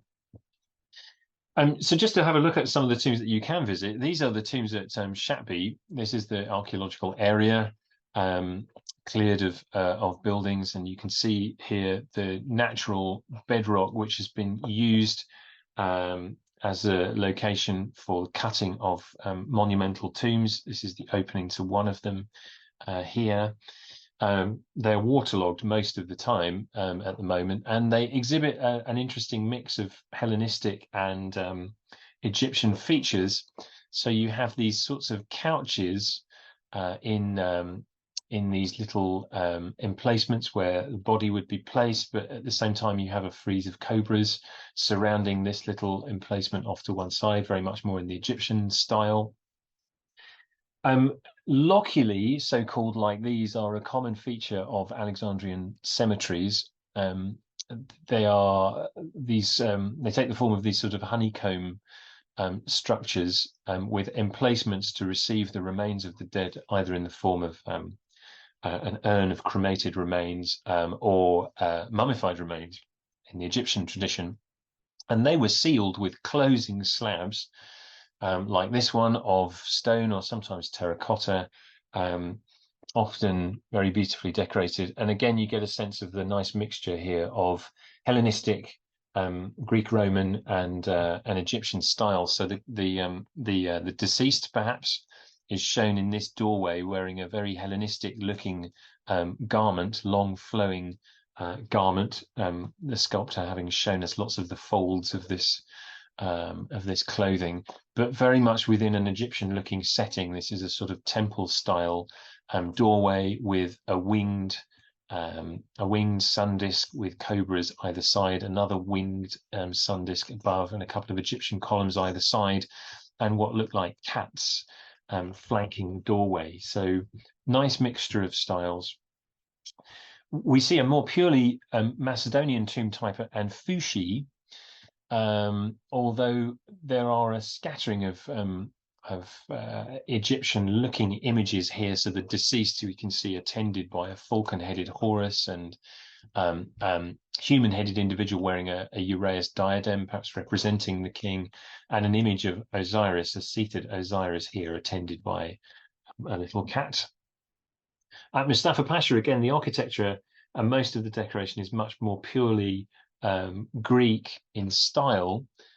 This reconstructed, repainted frieze of Macedonian horsemen speaks to that Greek influence above the doorway here, and yet either side of the doorway, on either side of more than one door in this particular tomb, you have these very Egyptian-looking sphinxes. The tombs at Anfushi and Mustafa Pasha, incidentally, are also decorated with these interesting patterns, which seem to emulate the patterns that occur naturally in alabaster. We'll come back to why that might be significant later on. Probably the best known of the monumental tombs in Alexandria are those at Qomes Shagafa. These are, or this tomb in particular, date to the Roman period. But again, they exhibit nice Egyptian and Macedonian, or later Greek and Roman features. So these coiled serpents are called argato diamonds. These are very much not Egyptian icons. But we see again a nice winged sun disk above the entranceway here with some Egyptian type columns leading into a burial chamber, which is decorated with typically sort of Ptolemaic or Roman style reliefs, but showing very much Egyptian themes. So we have a rather hairy looking Anubis here, attending to the mummy, lying on a lion bed, a lion wearing an Artef crown, canopic jars underneath the bed, only 3 of them though, and a falcon-headed Horus wearing a double crown. And elsewhere in the same room, we see various other Egyptian characters well known to us from purely Egyptian iconography. But this tomb, however, is attended by what is very much a Hellenistic or Roman feature, a triclinium, an area where the family or others close to the deceased could gather to relax, eat, mourn, celebrate the life of the deceased. So a nice mixture of styles, and of course lots of loculi here at Comes Shagafa as elsewhere as well. If we're thinking about tombs in Alexandria, of course, the tomb of Alexandria is the one that we would be wanting to find more than any other. And some of the things we've been talking about perhaps provide us some clues as to where this might have been. The ancient sources tell us a little bit about it. Strabo himself, for example, says that the body of Alexander was carried off by Ptolemy and given sepulture in Alexandria, where it still now lies, not, however, in the same sarcophagus as before, for the present one is made of glass. So Strabo and lots of other sources would seem to confirm that the tomb was here in the city. It seems, though, that he was buried at a certain point in a mausoleum constructed for his burial, but also for that of the Ptolemies by Ptolemy IV, Philopator. So there's then the question of what happened to the body prior to the reign of Ptolemy IV, when this mausoleum was constructed. Parking that question for a moment, we have lots of stories of various well-known, well-attested individuals having visited Alexander's body, including Julius Caesar, who Pharsalia tells us in eager haste went down into the grotto hewn out for a tomb. There lies the mad son of Philip of Pella. The dead Ptolemies and their unworthy dynasty are covered by indignant pyramids and mausoleums. So something of a description of this mausoleum, which might help us. Strabo tells us that the Sema, as it is called, is a part of the royal palaces. This was the enclosure which contained the burial places of the kings and that of Alexander. This is interesting because he says it's part of the royal palaces, which he has told us are in the area of the Lochias Peninsula and along the coast. Now, if that's right, then it could well be, of course, that the tomb of Alexander is among the monumental buildings that were swallowed up by the ocean, or perhaps even by the extension of the coastline at the beginning of the 20th century. And these are, of course, among the things which have been slowly recovered, albeit in very fragmentary form, by archaeologists working underwater, in particular by Franck Godiot, who has provided this map of the underwater remains and how he believes they correspond to the monuments mentioned by Strabo. So if Strabo is to be believed, and if Godiot's reconstruction of what he's found on the surface of the water can be matched accordingly to Strabo's description, then most of these things are now essentially lost, except in the odd fragment here and there, underneath the waters of the ocean. And if Strabo's description of the location of the palaces and his placement of Alexander's tomb among the royal palaces is also to be believed, then that tomb is probably, perhaps, also underwater and lost. However, other sources perhaps, albeit rather vaguely, place it somewhere else. Zenobius tells us that Ptolemy Philopator built, this would be Ptolemy IV, who built the mausoleum, built this in the middle of the city, a mnemon which is called the Sema, and laid there all his forefathers together with his mother, and also Alexander the Macedonian. It's a stretch, I think, to describe the coastline area around the Locus Peninsula as the middle of the city. And that's had people looking for the location of the tomb further inland. And this is where the location of the crossroads becomes particularly important, because it's often suggested that the point of the crossroads, the main east, west, and north, south running streets, represented the middle of the city, and this would have been a place where some of these most important buildings would have been constructed, including perhaps Alexander's tomb. So it is sometimes suggested, and this is why I put this other line on the map here. This is Nabi Daniel Street in modern Alexandria, which runs, as you can see, perpendicular to the line of Freedom Street. And it's in the area of two mosques, the Mosque of Nabi Daniel and the Mosque of El Atarin, both of which have an association with Alexander's tomb. However, it seems that there's no archaeological evidence to suggest that the tomb was there at all. And it seems much more likely that the line of the north-south street did run from the Locus Peninsula, which is just off to the north up here, in which case that crossroads is actually just inside the line of the Arab city walls, in the area of El Shalalat Park and the Rosetta Gate, which you'll remember would have been somewhere around here. And that is where, roughly, we find the Latin cemetery.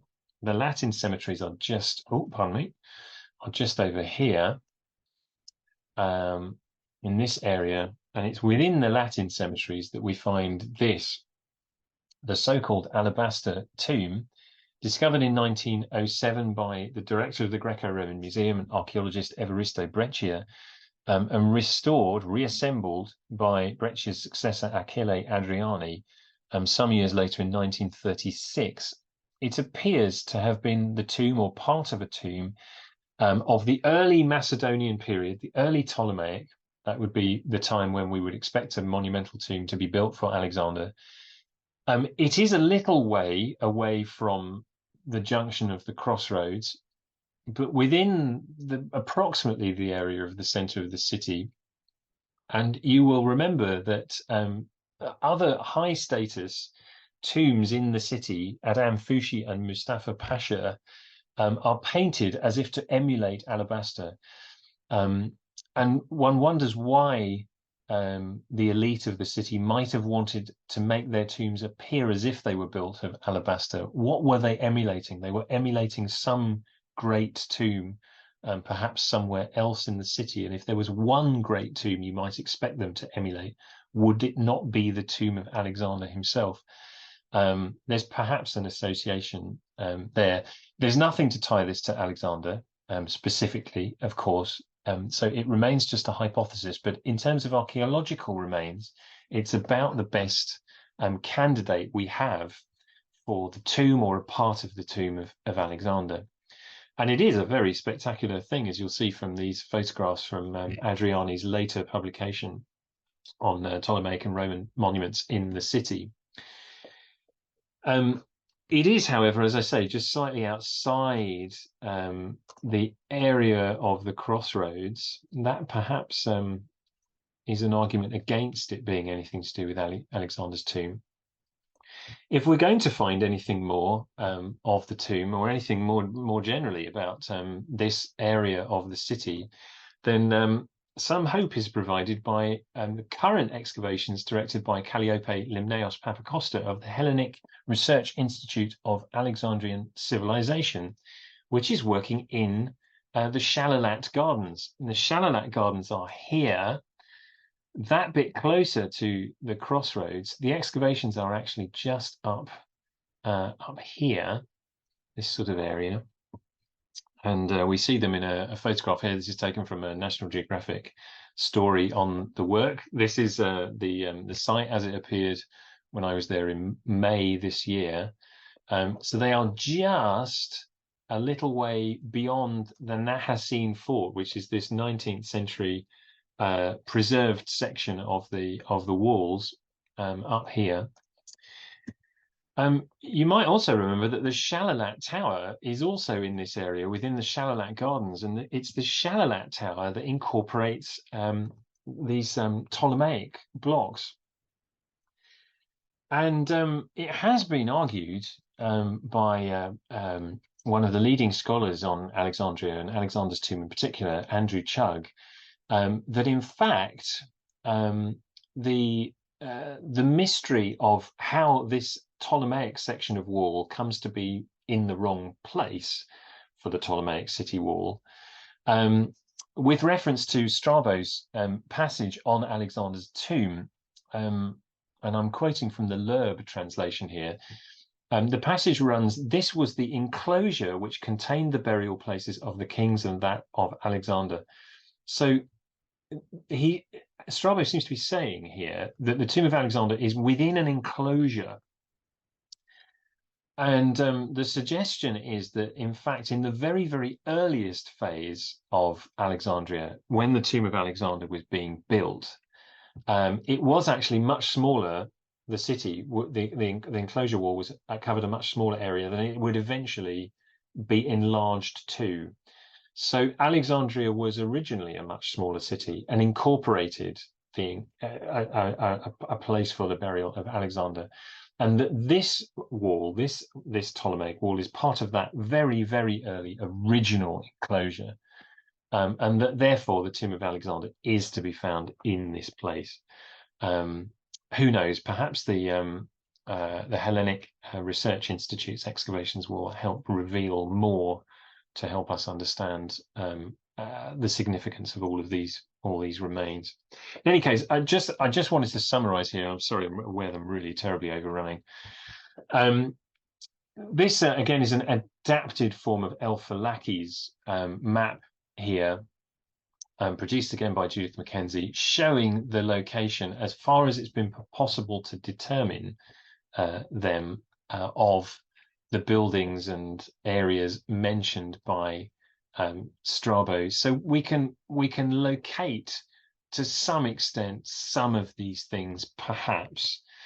But when you look at all of the things mentioned by Strabo, lighthouse, heptastadium, city streets, royal palaces, museum, Antirodos, as you can see, in some cases there is an N here, suggesting that they are just not attested at all. And if you look at the descriptions of what survives of these other buildings, there's really very little. Stone blocks discovered on the floor representing what remains of the lighthouse.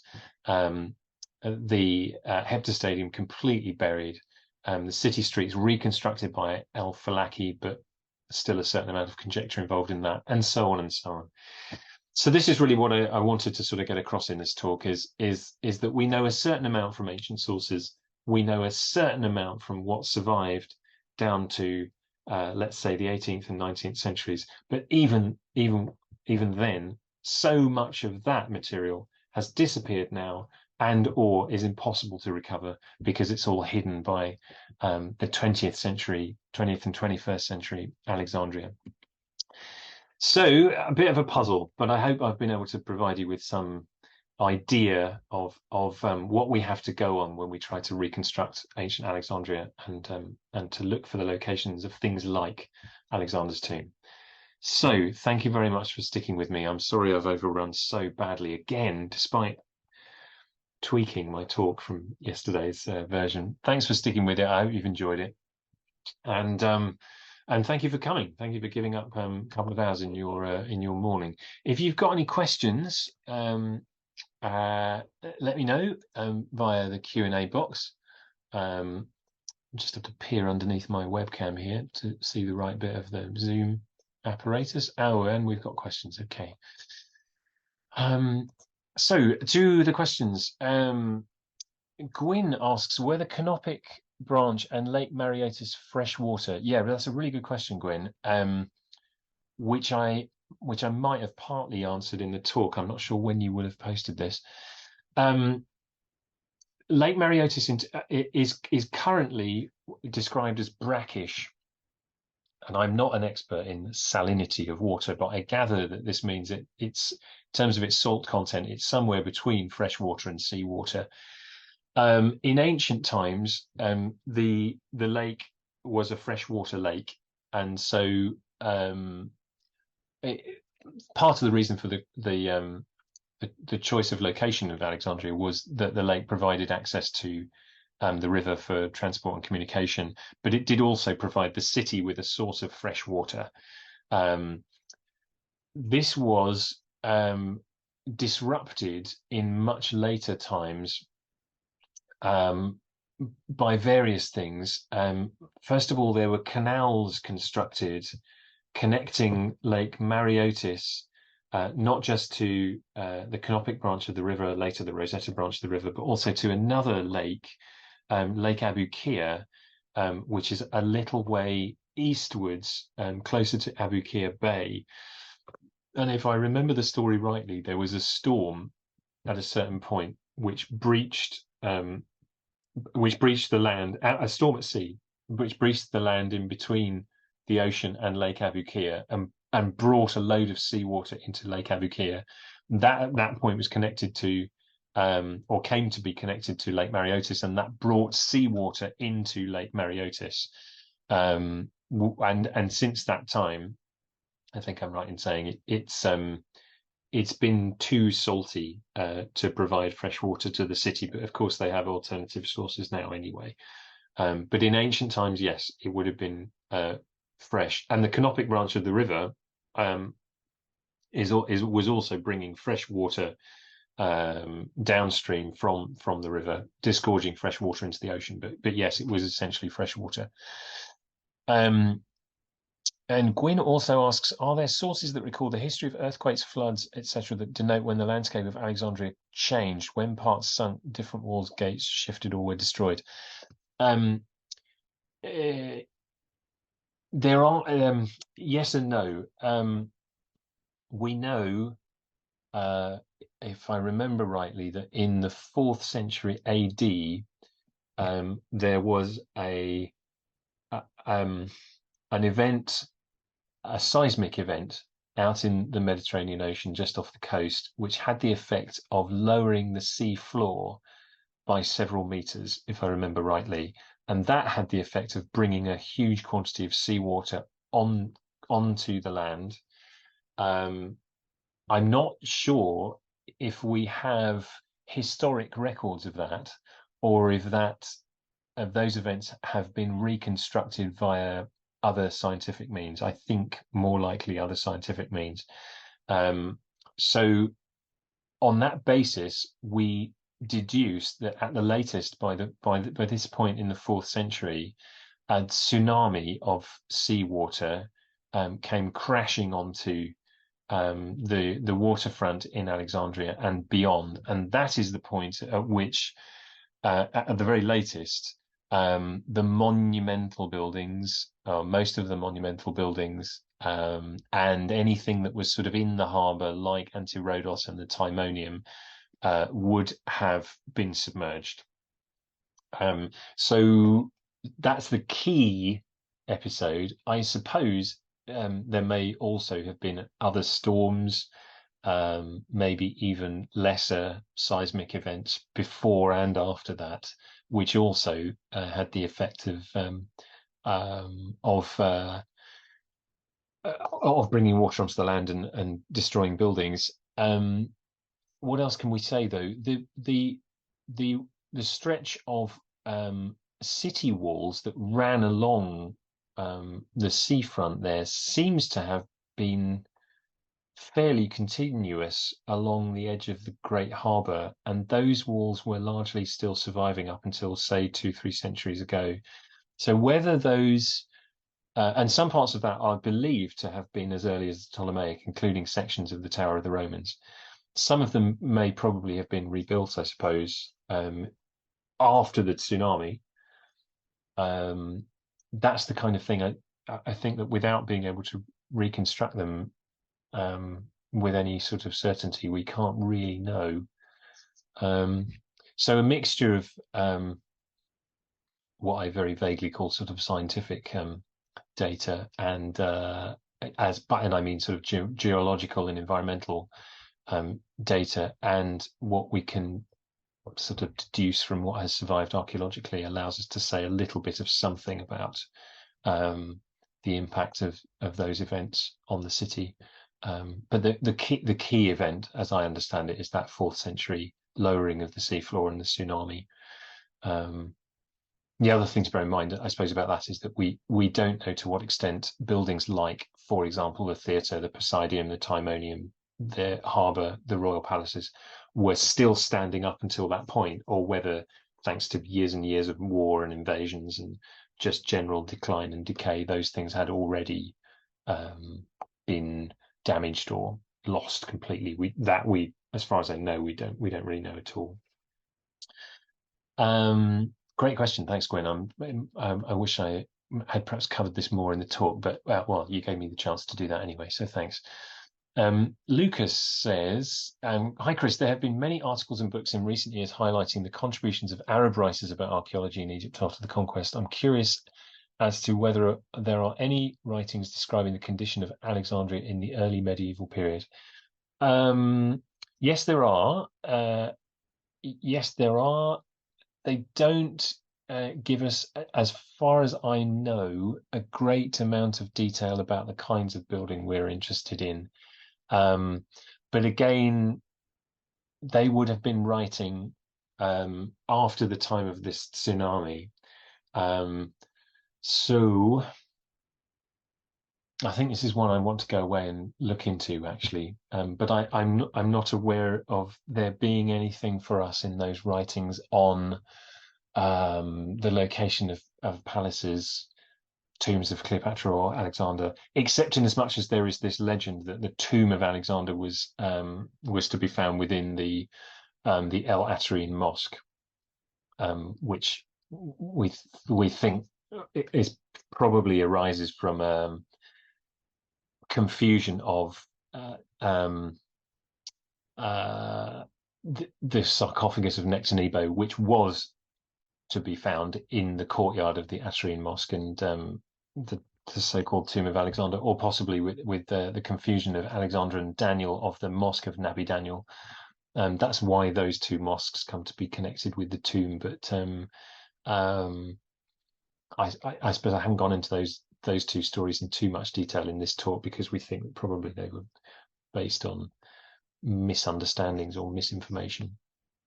But thanks, and that's a useful reminder to me that I probably need to reach for my Akasha El Daily book, which is somewhere out there. Thank you. Another question from Gwyn. She says, you mentioned the cisterns. Who primarily built them, Romans or Ali or Ottomans? It was not an area of interest for you, focusing on walls and above ground remains. Is there a corresponding underground pattern of cisterns? Would the cisterns have been new constructions or based on older natural underground wells or caves? Other than tombs, did the Ptolemies use underground buildings? Another great question. Thanks, Gwyn. As with so much of Alexandria, some cisterns still survive today. Some of the cisterns still survive today. And we know that many more survived up until the modern redevelopment of the city. As I understand it, the ones we know of, whether through their surviving into modern times or because they were documented by the Napoleonic savants, etc., they are thought to have been medieval and later, medieval and Ottoman. There is a great section on the Centre d'études Alexandrine website dealing with their work on cisterns. They've been attempting to relocate systems, and they've successfully done that and document them, and and to say something about them. But as I understand it, they're not earlier than medieval. I don't know to what extent those may have been based on earlier constructions, and as far as I know, it's another aspect of the city's and other aspects of the ancient city that we just can't be sure about at the moment, because so little survives, and what doesn't really allow us to say much more, because what we've got are these later constructions.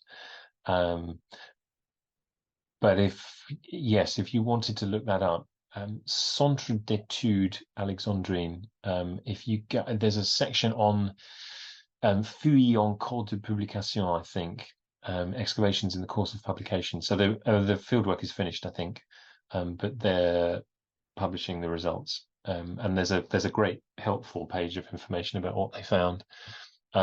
You may have heard me mention yesterday, I think I said yesterday, that it was until recently possible to visit the cisterns in one place, the cisterns of El Nabi, in the center of the city, but they are currently closed, I was told, because of a lack of interest, which is a bit of a shame, because they're quite clearly worth visiting. But I wasn't allowed in. I was sort of hoping that they might give me special permission to go in because I'd shown an interest, but they didn't.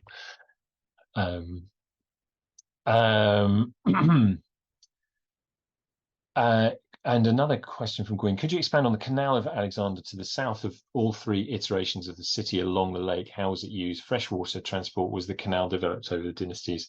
Again, Gwyn, its location has been hypothesized, and it was thought, I think, essentially to run around the southern around the outside of the southern walls of the city, in between the edge of the lake and the city wall, and then to extend around to the west, and it entered the city via a gate in the west. I think that's the sort of conjecture, but nothing. And then there would have been some kind of a harbour opening onto the lake from the canal, and nothing of that has been found whatsoever. So it's absolutely conjecture. And as to how that was developed over time, again, we just don't know. As far as I know, again, perhaps I should look this up. But I, aside from the fact that we know that there were canals, and I think there may be some mention of the entry point in the western wall, just next to the necropolis area. But it's certainly nothing of it survives whatsoever archaeologically that we know of, I think.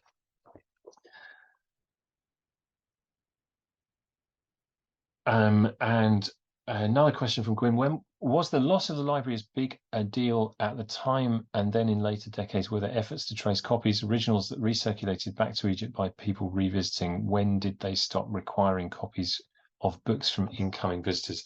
Gwyn, this is a bit outside what I know, actually.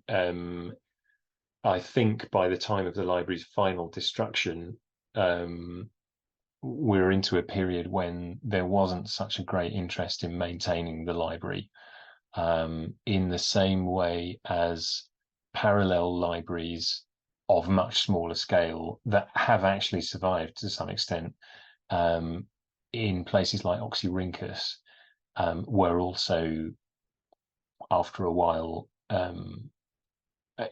lost. And while there might have been some people who would have wished to try to do something about that, there wasn't the same state-led interest in building things up again from scratch. And that was I think that was very much a kind of peak Ptolemaic and subsequently peak Roman effort to create in Alexandria a center of learning. By the time the library was finally lost, I think it's probably fair to say that impetus had gone. So when it went, there just wasn't enough energy to reconstruct it. I really, this is not something I know a great deal about, but I suspect that that's what happened. And as I say, we know that there were similar libraries elsewhere, similar in very general terms, nothing like on the same scale as Alexandria. But again, eventually those libraries just came to be lost, lost or destroyed, or cast onto the rubbish dumps. That's what happened in Oxyrhynchus. Any inscriptions or artwork on the Ptolemaic blocks reused in the tower? No, nothing. I didn't really have time to go into this, but it's not universally accepted that those large blocks in the Shalalat Tower, and the ones that appear to have been part of the Tower of the Romans, are Ptolemaic. There are scholars who believe that those constructions are only later. So in the case of the Shalalat Tower, if we knew for sure that those blocks were all Arab, then there's no question about what they're doing there. They're part of the Arab walls. We've got this puzzle because if they are Ptolemaic blocks and they're part of a city wall, then they're in the wrong place, we think. But the argument that they are Ptolemaic is purely based on their size and the means of adhering one to another. So they are clamped together in the Ptolemaic and mortared together later on. So I believe, and that's what we see. Certainly, it's what we see in the Shalalat Tower, I gather, and it's what appears to have been the case from the photographs and what documentation survives in the Tower of the Romans. But there's no decoration, and I suppose you wouldn't really expect it in a city wall, in a temple wall or something like that. Yes, and that of course is part of the problem when it comes to identifying a tomb of Alexander or Cleopatra or anybody else, Ptolemies, anybody else of high status. Very often the tombs in Alexandria are anonymous. So by contrast, monumental tombs from earlier periods in Egypt generally identify their owners in hieroglyphic inscriptions. That's not the case with monumental tombs in Alexandria. So even the most spectacular, such as the tombs at Qomesh Shagafa, the main tomb at Mustafa Pasha, and Fushi, I think as well, Shatbi, they are not in, the decoration doesn't incorporate inscriptions that allow us to identify the owners, even in the case of those very, we assume, wealthy and important people. So following that, if Alexander and Cleopatra and the other Ptolemies were buried in tombs of that style, there's no guarantee that there would be any way for us to identify those as being the tombs of those very important people. This is it's a sort of devastating thought, but the excavations, the current excavations, for example, in the Shalalat Gardens, might be in exactly the area of the tomb of Alexander, and they might even find the remains of the tomb of Alexander. But it could well be that even if they do, we're unable to identify them as such. As I say, it's a pretty devastating thought that even if we found such an incredibly important monument, we might not be able to say what it is. It might be that we can't confirm it, but yeah, I think that we have to bear that in mind, and it's a feature of the archaeology of this period and this place that we just don't get identifying inscriptions to the same extent as we do elsewhere, sadly. So thanks very much for your questions. Thanks in particular to Gwyn, also to Lucas. I think we're at the end of the questions. Oh, dear me, sorry. So I'm just going to head quickly back to the chat to see if anybody else wants to say anything there. Oh yes, Eileen says the excavations in the Shalalat Gardens are ongoing.